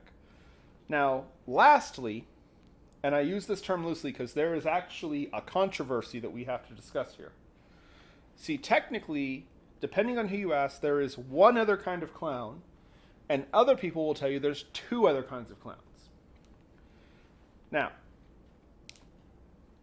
the Puritans, I guess you could call them, say that the only other kind of clown is a character. This is an individual clown who works by himself. They have unique, usually much more intricate paint. Some of them don't wear paint at all. Charlie Chaplin is considered one of the greatest character clowns of all time. Another example would be the Three Stooges. My personal favorite, and this one does wear makeup, is, of course, Danhausen. Love that Danhausen. Love that Danhausen. No swearhausen. Anyway, please don't sue us, Mr. Danhausen. I know you need the money, but please don't. Oh, he won't. I mean, he is Neither very... will Mr. Khan. He is very AEW evil. Professional wrestling. Well, then that goes to my point, actually. A lot of times characters will be a parody of something. Danhausen is a parody of a professional wrestler. He's a clown who pretends to be a wrestler. The Three Stooges were always having odd jobs. You ever notice that? One day they'd be mechanics, then they'd be a butcher, workers. or they'd carry around ice. They'd be bringing ice to people. Like Carpenters. Yeah. Characters usually are a parody of something, but the key thing that makes them a character is that they don't work with other clowns, really. They are their own thing. You have something to say? Or is something going on? No, I was just going to say, I would think the people like Johnny Knoxville, Steve-O, Chris Pontius from Jackass are clowns, but I just thought Bulk and Skull from the original Power Rangers, they're clowns. Character clowns, yeah. No, they don't wear the makeup, but... Neither did Charlie Chaplin, and he's considered the greatest of all time. Yeah. Red Skelton, who my dad, help me out here. Dad, you knew Skelton? Now, Jim Carrey, he would be I could see calling him a character clown. This would be He more does lots of kobolds. characters. I don't think he's been paying attention. Hi, buddy. Yeah, no, Dad, if you're still there, we are getting kind of late. He might have gone to bed. Skeleton, I want to say there is a famous comedian clown that my dad knew. He was actually his chauffeur. And I want to say it was Skelton, but I'm not 100% certain. Hopefully he's still with us in the chat and he can correct me if I'm wrong, but I think so. But Red Skelton's another example of a character clown. There's Rusty Nails. There's the opera clown. The opera clown. Okay, so real quick, the sad clown, the traditional sad clown, that was not... Sorry. No. I'm actually glad you brought it up because I forgot about it. The sad clown is not originally a part of the circus routine. That was a play, an Italian play. I think it was Italian. Italian, Spanish. It might have been Spain. But it was a play, an opera, about a clown, and he was a whiteface, and he was supposed to be in charge of making people laugh and happy. But what people don't know is that the opera was about basically everything in his life is falling apart, and he's miserable inside. And the big crescendo to the play is that he finally breaks down crying and just allows himself to be sad. Even though everyone is telling him, smile, clown, be happy, clown, laugh, clown. No. And he breaks down and he just starts crying. But that play, that opera was so famous and so popular, a myth of the sad clown archetype rose up. Yeah, I think there's a Spanish movie. I think it's called The Last Circus. I have it. Is that the one where the clown goes insane and he Yes. wears a bishop's outfit with 2 machine guns? Yes. I liked that movie. That movie was fun. I own that movie. It is a great movie. I wish I could remember what it was called. It's the finals. I don't remember what it is in Spanish, but in translated, it's like the final circus. Okay, but anyway, yeah, that's the sad clown. Anyway, though, but as I was saying, hold on real quick here. I asked my dad something. I should probably take a look and see if he responded. Yeah, now that I think about it. Yes, you knew.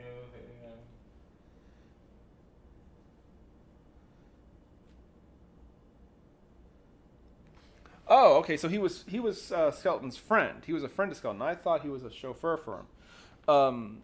But yeah, no. Red Skelton's another great example of a character clown. Now, the controversy about character clowns is what are called tramps or the hobo clown. So here's the problem with this. If you couldn't tell, with all this talk of a hierarchy and different clowns that do specific different things, even still today, clowns have always been very protective of their work. They've always been very protective of it because for them, it is an art. It is something that they dedicate themselves to. In fact, a lot of clowns, like Danhausen, for example, have copyrights on their makeup pattern. Because that is literally their livelihood. They have trained. There are schools. Don't look at me like that. I'm not crazy. There are literally schools. Yeah. For how to be a clown. During that whole clown scare thing, the actual clowns, I think they have a union. I'm not 100%. I'm sure there's some kind of. They have. They were really upset about what was going on with those pranks and whatnot because it was ruining business for them and whatnot. Yeah, they was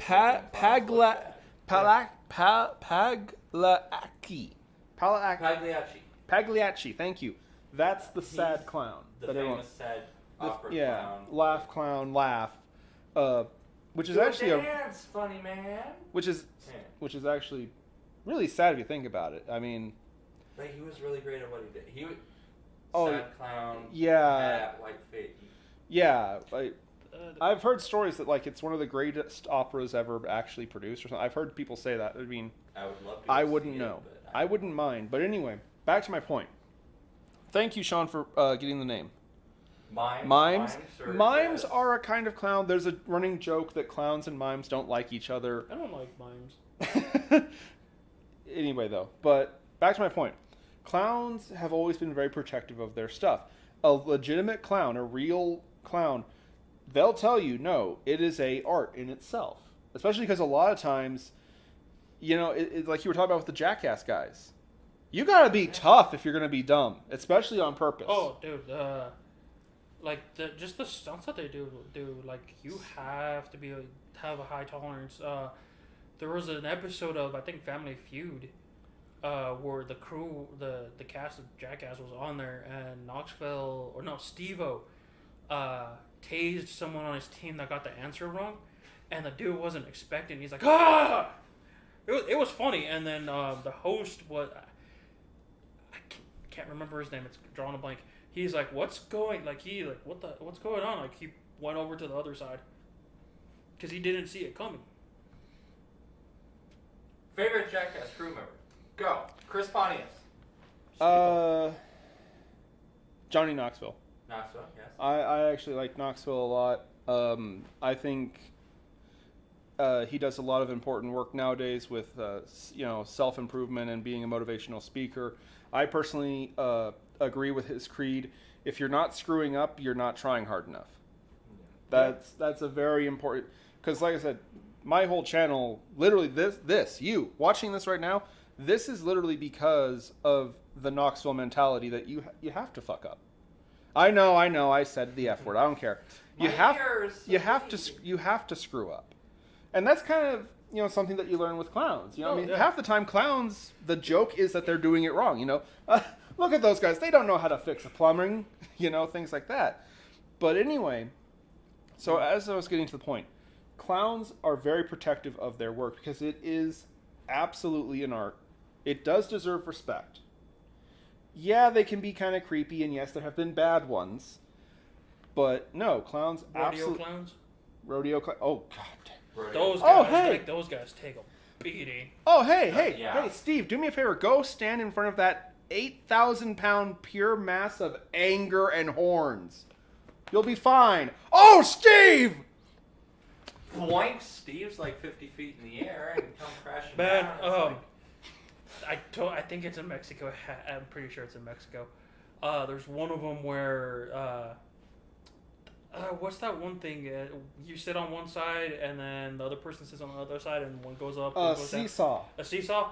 So there's a big one, and they have people sitting on it, and then they let a bull out, and the bull's mad, and he charges at them, and like you have. They have to spring on the spring up and down, so that way you don't get hit. I've seen that. And then there's other videos where people are like wearing those inflatable balls. And they let a bull out, and like the bull would charge at them, and they have to try to dodge it.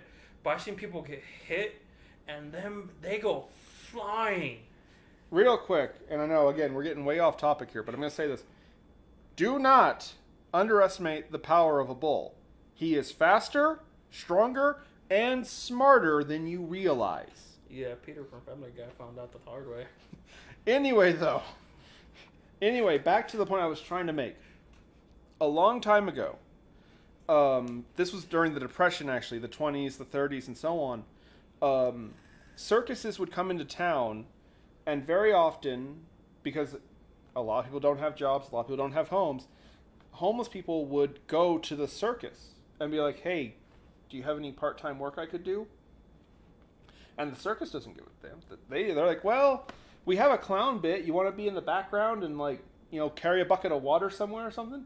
So a lot of these tramps, which is a hobo, a homeless person, they got temp work with the clowns.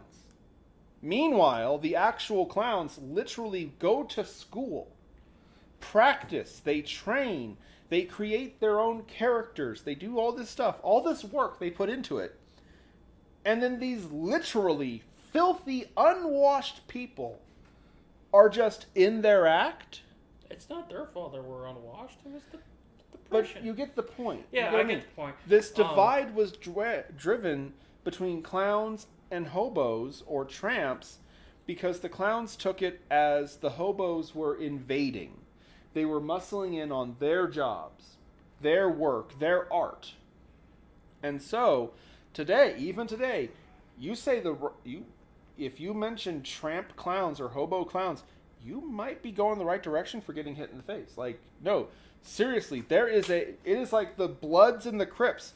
Be very careful where you mention tramps and hobos, because some clowns might take that as a sign of aggression. And, they look goofy, but those guys can kick the out of you. I was gonna say, like, imagine getting hit in a fight with one. Like, those guys tend to, some of them have to take a beating because of what they do. Exactly. Like, imagine getting in a fight with one. You'd think you're just gonna be able to knock him out, but he just like. Yeah, no. And then he pulls a fish out of nowhere and smacks you with it. I wouldn't want to get or a freaking bowling pin. Yeah. Or a freaking The size of that shoe, I wouldn't want to get hit with that. size 50 woman shoe, just bam. Size 50 man shoe would be like. Kobold going the right way for a brick pie to the face.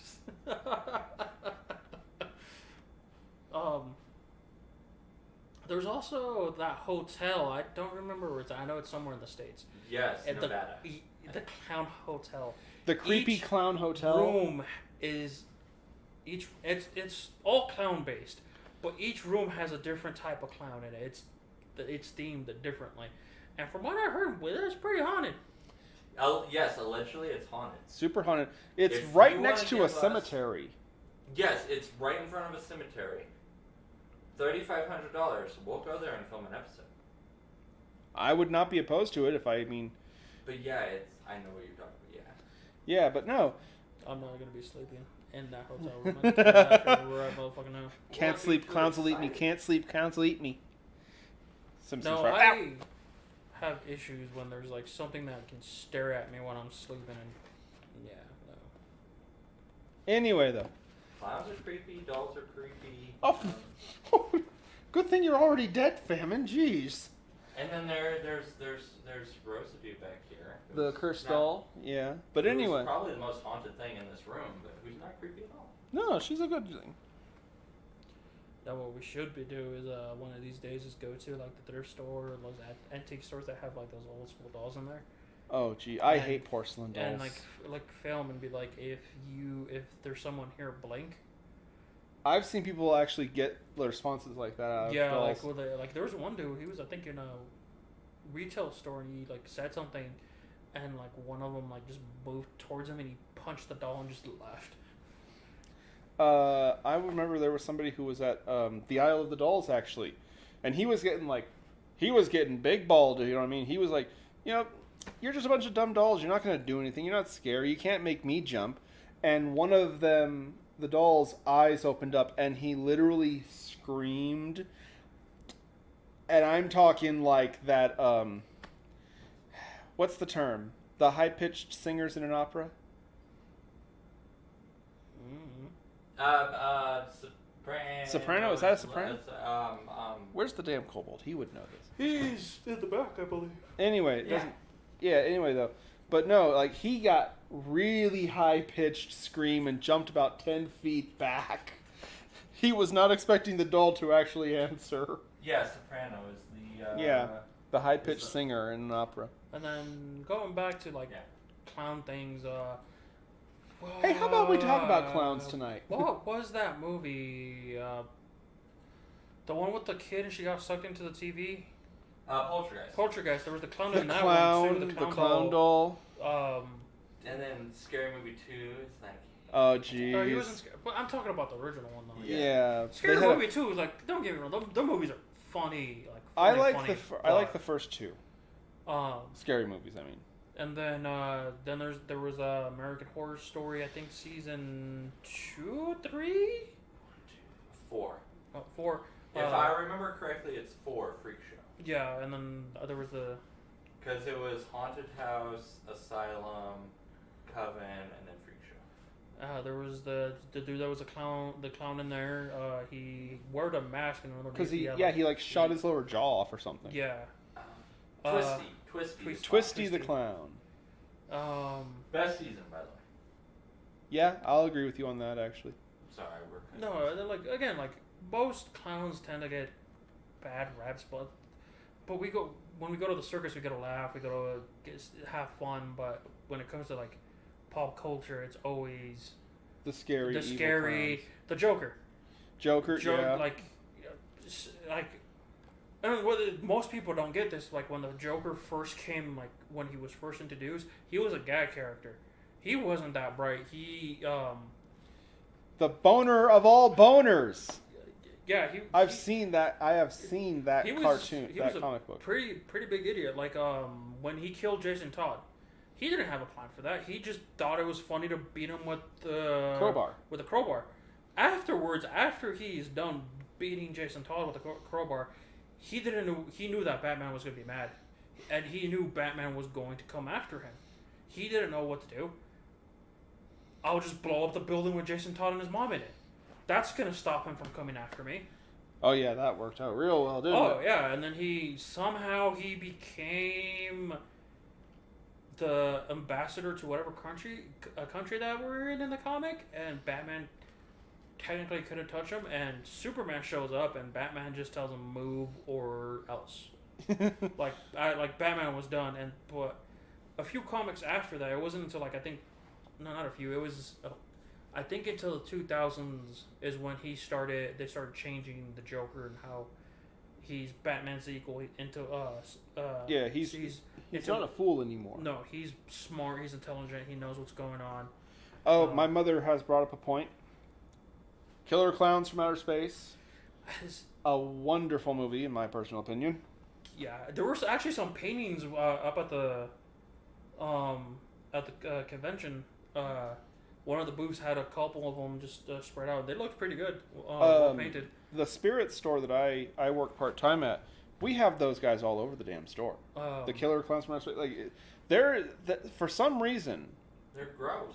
It's a good movie, but they're gross. What's funny is I forgot they were used in a different movie as props.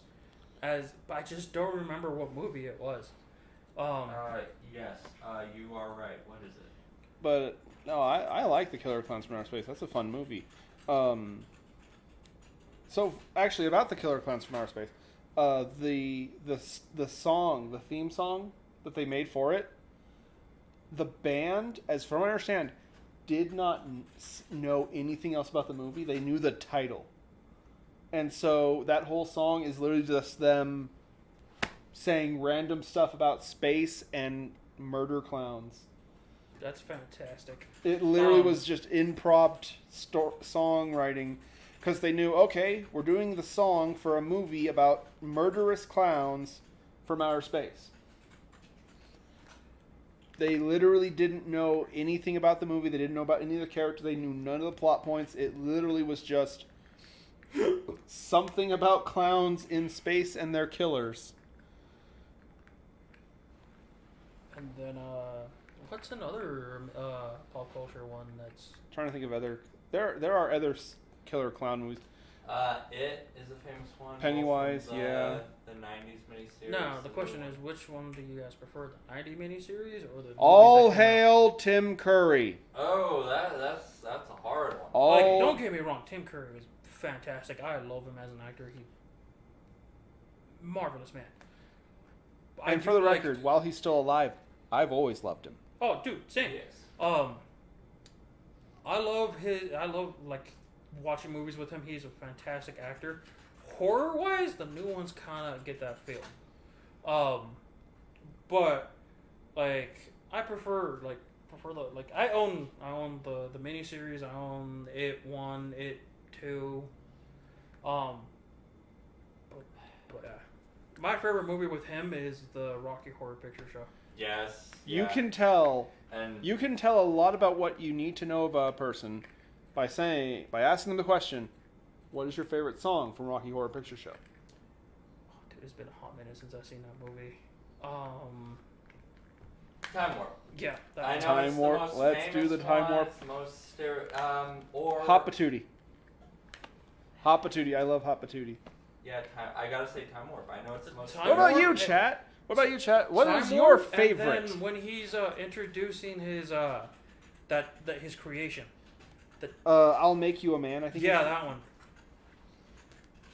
But And yeah, then, no, chat. What is your favorite Rocky Horror Picture Show song? Alright, I have a story about this. I hope my Hopefully sister's in the chat because she loves that damn movie so much. Hopefully my dad. Sorry, clown-wise, going into the aspect of pop culture that I love to be in is anime. One Piece. I know you don't like it, Bishop, but That's but fine. again, Buggy the Clown. When he first started off, he was a menace. One of his crewmates messed up, and Buggy just killed him. He also has a thing called the Buggy Ball, and it's able to destroy like half a town when it explodes. And he just tried shooting the main character, shot someone else with it. But now, like in the later seasons, he's just like comic relief. He's still dangerous, but he's comic relief, which still makes him funny. But he went from being a menace, scary, to what a clown should be: funny, comic relief, makes you relieves tension of what's going on. I'm going to ask you a question. What's up? Now, the audience might tear any of us apart. So I'll obviously have him say it. Yeah, of course. Buggy or Hisoka? Which one's this? That's from Hunter, Hunter Hunter. x Hunter. Yeah, Hunter. You ever want to watch a clown take a shower? While he's stalking a 10-year-old boy. Ahsoka, like character-wise, they rate him. The way the author made Ahsoka is fantastic. Later on in the manga, like you see how much of a menace he really is, how dangerous he can be. It's still creepy as hell that he wants. I think what's going 11, 12? Yeah. It's like he's so, like 11. like and somewhere Kilowatt's there, 11 too. and he gets excited when Gon gets stronger. It doesn't matter. That is creepy as hell. It is not right. But that's the point. And you know Gon and Killua are the most protected kids ever. because Yeah, of like if Gon's dad actually cared about him, he's gonna if. which he doesn't. He should have gone up to Ahsoka, just backhanded him, like, stay away from my kid. Ahsoka is, like, twisted as older brother is best friends with him, and he's like, should I kill him? And then he's just like, excuse you? Like, the murderous intent that was there, like, don't look at my brother. I will end you. Hey, is it cool if I went for your brother? Don't touch him. Yeah, And then Gon's dad's just like deadbeat dad of the eye. oh, dude. Oh, like, I hate Gon's he's dad. like, wait here until I get back. Dad's gone. One of the single greatest moments in anime ever is when his dad gets just decked Uppercut literally into the through ground. space and Oh. time. Fun fact about Hunter x Hunter, they're restarting up the anime again. I hope they do because Oh, they are. The voice. I don't because remember. they go on the airship and they're locked down. I know in the manga and Hisoka, they're all on different levels, and the anime shut off. And No. Hisoka's killing everybody. But no, Kilo in the was not anime, Gon got to meet his dad at the at the tree. Yeah, you should have just been like, you're a deadbeat dad. F off. And then Kilowog went off with his sister. With his sister. But one of the voice actors for Gon or Kilowog sent a tweet out that she was back in the studio. What? You guys are just completely blowing Sean's mind. You know, He stepped you away. watched it with me 2 times. He stepped the entire away. Series. Sean stepped away to answer a phone call, and he's come back, and we've gone from clowns to, and I'll quote him, discussing a random anime. It is not random. It has a murderous clown in it. It is tied to what we're talking about. It is the best anime since Dragon Ball Z ended in 2022. Yeah, eat it. It's debatable. One Piece is not good. One Piece is mid. fantastic. No! No, you're mid. No! One Piece is There fantastic. was a sign on AEW last night. One Piece is mid. I'll I show will it to you. smack whoever Oh, wrote let's bring that. it. Oh Was Dragon Ball Z ever aired on Times Square? No. You know what was? One Piece. They took over Times Square for a whole movie. Only because Hold on, people hold were on. Stop, afraid stop, to be stop. Shot in New York. I was gonna say, taking over New York is pretty easy now. I'm pretty sure a sentient race of talking rats has control of it right now. Oh man, don't even get me started with the rats. But again, evil clowns tend to make their way into different types of pulp culture, movies, books, comics, anime. They're either good or they're bad, or they start off bad and then they get turned into comic relief, or they're comic relief and they get turned something evil. Yeah. Wrestling wise, I don't think there's one. The infamous Doink the Clown. Doink the Clown. Danhausen. Danhausen is a clown who's in professional wrestling. Love that Danhausen. Now, for my reference, AEW was on yesterday, Tuesday, October. What are we today? October 10th, Tuesday night. There was a sign that said One Piece is mid. Yeah, what they're talking I about. just love how you came out shot out like a cannon. You're mid. Now, Here's the thing. Yes, One Piece is long. I will give it that much. But here's the thing. The reason why I like it is the world building. The tie-ins from what stuff happens from the beginning towards the middle, and it ties into stuff that's going on right now. The character development. People who say there isn't, there is. You just have to fucking watch it and pay attention to what the hell's going on. But that's one of the reasons why I like it. It's the world building.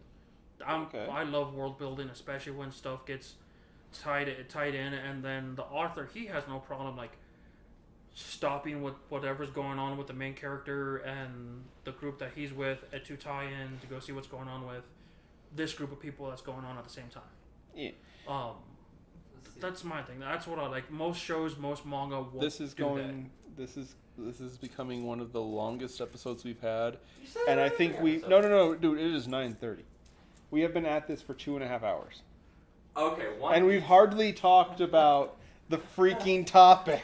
We're talking about Hisoka and One Piece. Clowns, but again, how clowns went from being the jester, working for the king, being funny, to circus, them still being funny, them being on movies, TVs, stuff like that, where there's games where they're still making people laugh. They're making kids laugh. They want kids to go to the circus. They want it to be a fun place for families, a safe place for families, to where Buy the Shirthausen. To where a few people in certain periods of time made them to their horror characters now. Basically a kind of monster. Yeah. Like Digimon. I would think it was season 3. Piedmon. Piedmon, evil clown. Pennywise. Hisoka, who's kind of a good guy. I am very reluctant to use the term good for him. That dude's bad. Those that kids dude's a are bad not in danger of them around. Joker. We have the real world. Darth Nihilus, Knights of the Old Republic 2. And then we have the real world. We have the infamous Gacy. John Wayne Gacy. The man that even the devil wouldn't save. Now these are all bad guys. I'm just saying. But Hisoka's... It's been an evolution. Yeah. And to where it's becoming more people have I forgot the name of the phobia where they're actually scared of clowns. Calorophobia. Calorophobia or something like that. Yeah, it's spelled weird. You know what's funny though? I have a prediction. Huh. It's gonna come full circle, and people in novelty will bring back the good clown character. Calorophobia. Just because the evil clown is so common today, people will be trying to be original and unique. To where they're going to be clowns funny. will be turned back into being funny, happy, good thing. Your kid can walk. Once upon a time, Timmy, you could walk up to the clown and say hi to him and get a balloon from him or something. And not get a knife. Yeah. Again, in my honest opinion, I think it all started churning with it and John Wayne Gacy, because before all the stuff that he did came to light and became well known to the public, he was going to parties, he was doing police events, he was doing parades, and he was dressed up as Pogo the Clown. One of his so-called victims, I believe, he dressed up as a clown too, and he was he was there too. It's actually one of the guys that he attacked when he was still dressed as Pogo. He was able to survive and get out, but it's still weird. Yeah. Um, But boy, howdy, it's been a show, hasn't it? Did we ever get the links to Dead Darling? Yes, Dead Darling Boutique. no, because we got distracted. We got distracted about arguing about clowns and anime. And other I still shenanigans. just, I almost And, want that like- clip by itself of you just like springing off the couch. You're mid. You're mid, and then We like need to do an anime show. We need to do a show After talk. Halloween, we should do an anime show. Eventually in the future, we can do that. Yeah.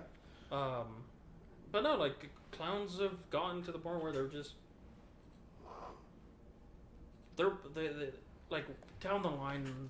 Let's like I think a couple of years from now, it's gonna get churned or Joker's gonna get turned into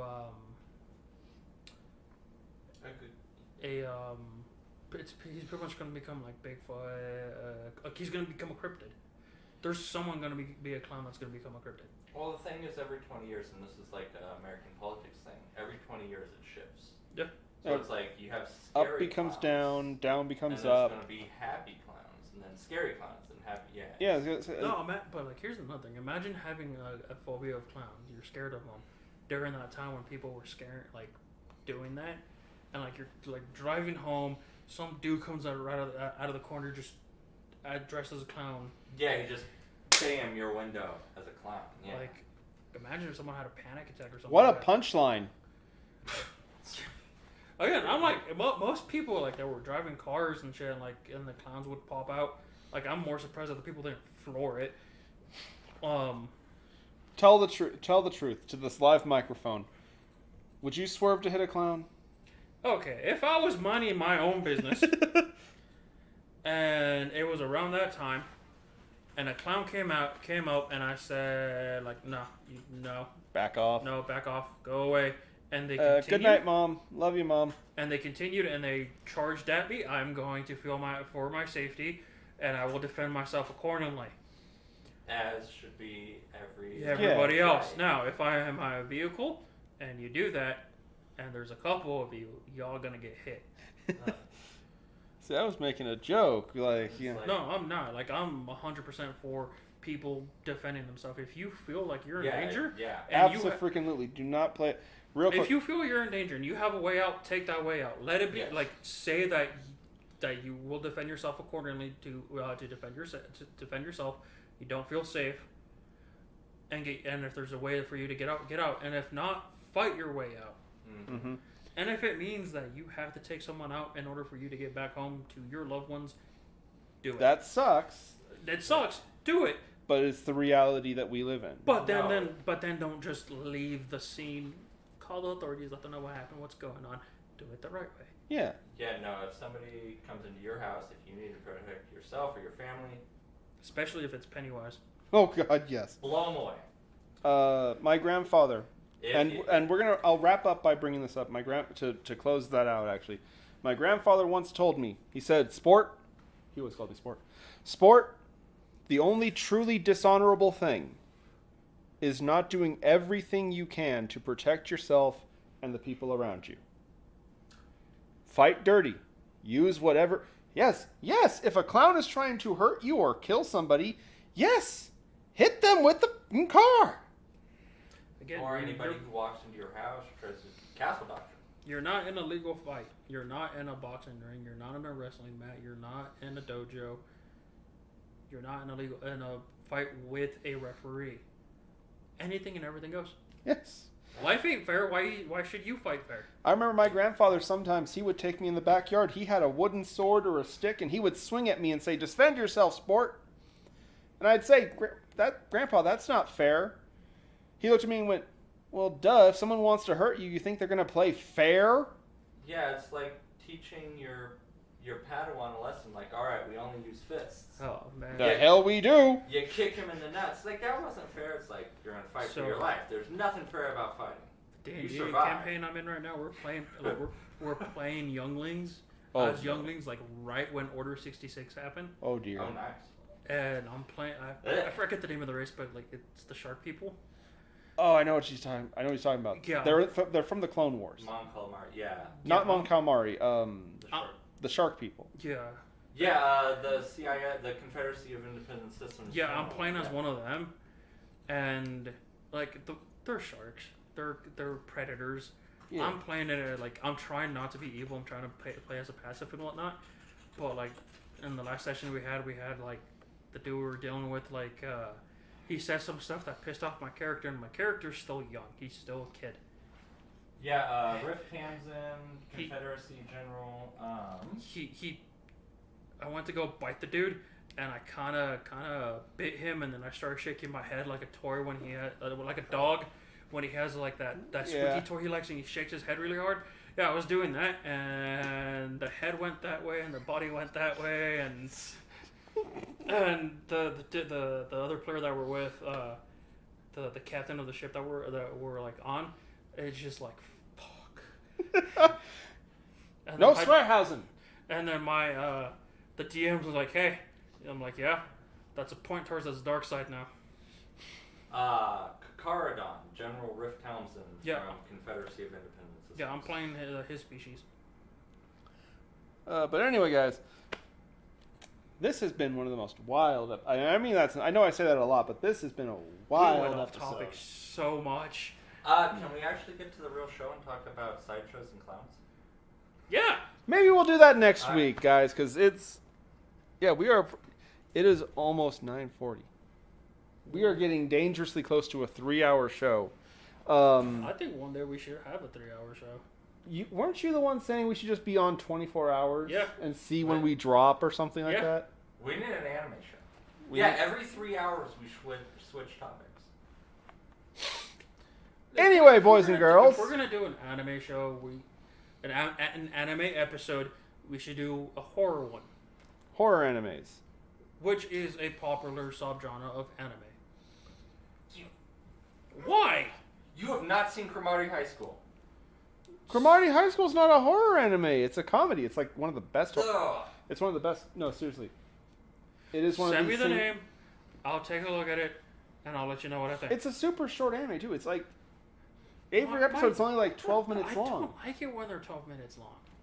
You He will is like such this, an I promise. anime fan that he has not seen Cromartie High School. I'll give you a pass. Any- I don't like other One Piece. ones. I said it. Anyway.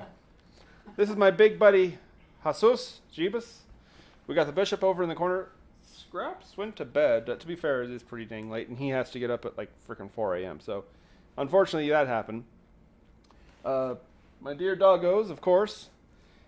We have kind of been talking about sideshows and clowns tonight, but What's What the are we next doing? episode gonna be? what are we doing next week? I won't be here because I Yeah, kinda made I know plans. you won't be here. You know what? I'm gonna be an a-hole. It's gonna be a surprise. Just Next week is gonna be a surprise. But in the meantime, as always,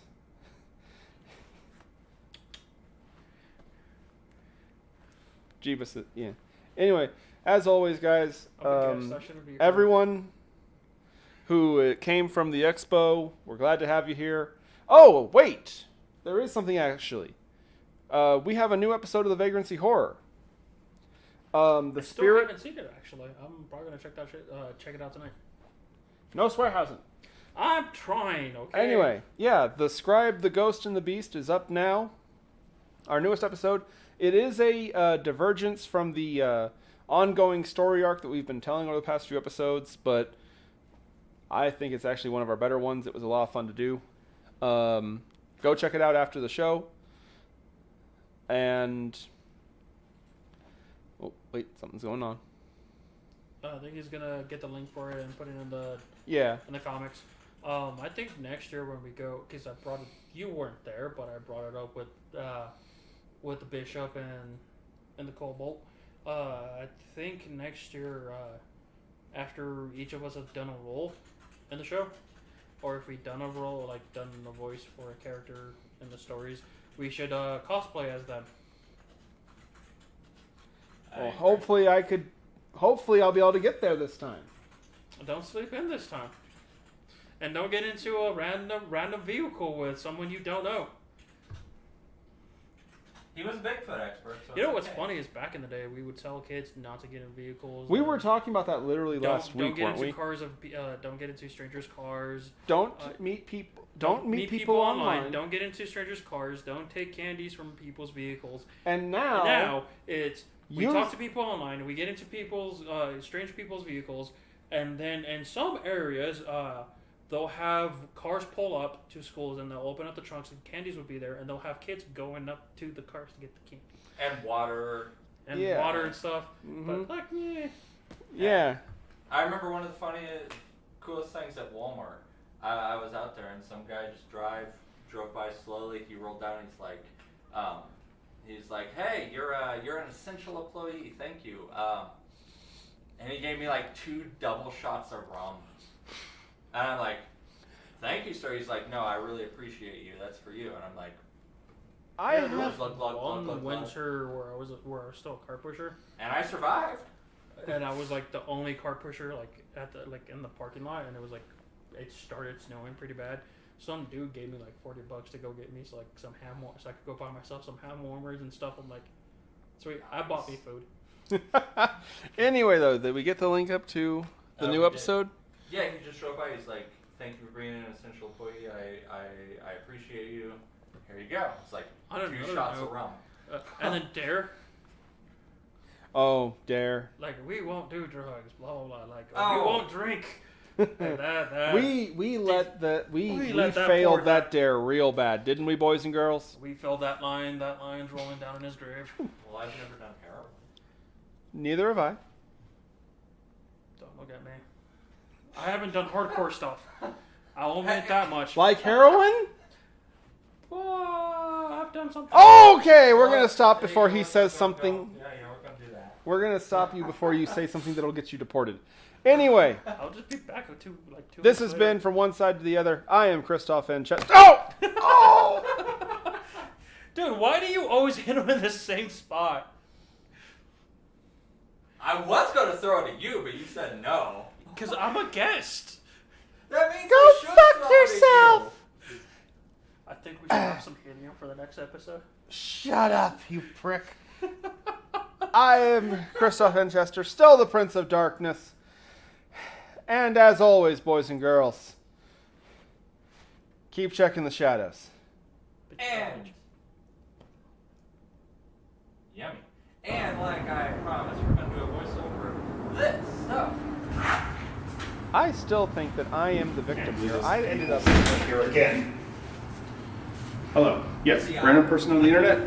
I need you to come pick me up so I can get in your car and go to an expo. Yeah, we did that the next So, Kristoff, Ow. Okay, I'm gonna need you to drive like a California. You know, I'm the sad running thing late, is, right? I realized don't now worry, I I'm an expert. was looking at him, Expert I in didn't what? realize it. I'm a Bigfoot expert. You see, right there, that's when you should have known. And here And we then he just go. took off, and there was a speed bump right there, and he didn't stop. You should Oh. We actually went off the ground, by the way. you should have known right then and there, man. And this is you guys at the Denver. Man, right there. Oh yeah. Right there, like. So, there was a spot to go into some underground parking. Some underground parking for the convention center. Problem is, it was people that worked there or had a spot.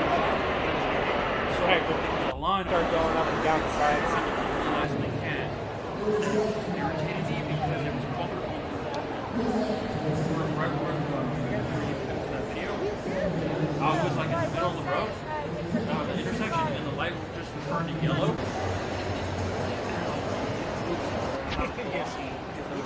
Pops right there. And I'm gonna hold up This artist actually, you big pen. have art from him, don't you, because Ben? this is my favorite medium. Black big pen, ballpoint. So that's what I do my drawings On with. the screen there. It's an underrated medium. Odin. Yep. From him. Yeah. Alright, while you guys are doing that, I'm gonna go lean against that wall real quick. You alright? Red from Final Fantasy. If you go back to this little clip right there, there's like baby white, you know. Oh gosh. We cannot it's rewind. Like, it's Or Or we can. We can. It's like one of those. It's supposed to be a rock wall. While you guys are doing that, I'm gonna go lean against that wall real quick. You alright? Yeah, she's riding a goat, and then there's like Star Wars Jesus standing right next to her. And then right behind Jesus. That what caught me was I didn't notice that Oh gosh, when we were there. did we find a girlfriend for the vagrant? I wouldn't know. I didn't get to either. I look amazing. Thank you. We're here at the 2023 Denver Curiosity and Oddities Expo. Already we've been very productive. I scared the tar out of like 3 children. You made a And couple one other gave ones. me a hug.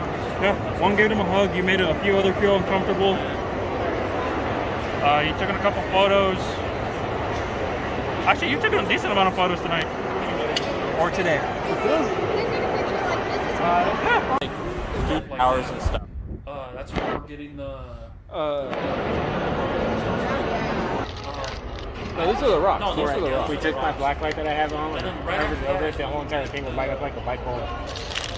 For the water. Yeah. Yeah, that don't take all that much this year.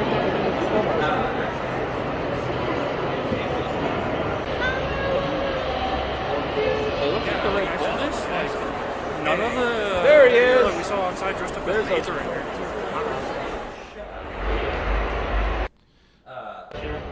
Too far back. Right there. People that we saw outside dressed. A chef at Game Train USA, which we Yep. mentioned earlier. Which we have to do a trip, and then.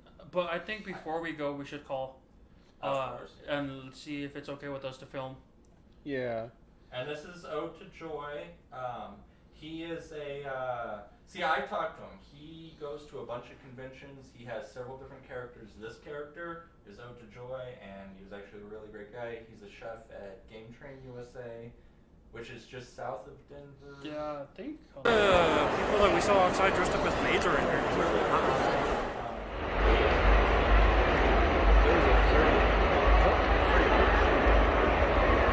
Oh yeah, sure. You take a great team photo without the. Okay, so here's the sauces. Here's where you got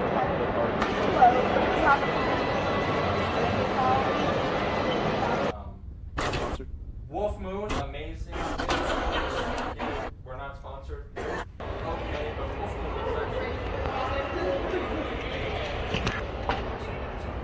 That would be neat, but anyway. Lady out.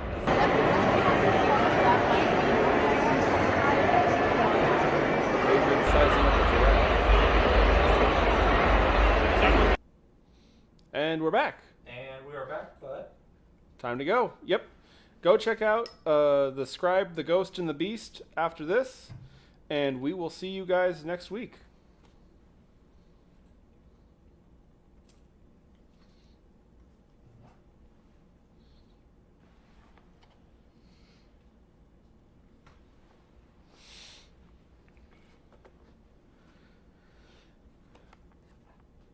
We're clear.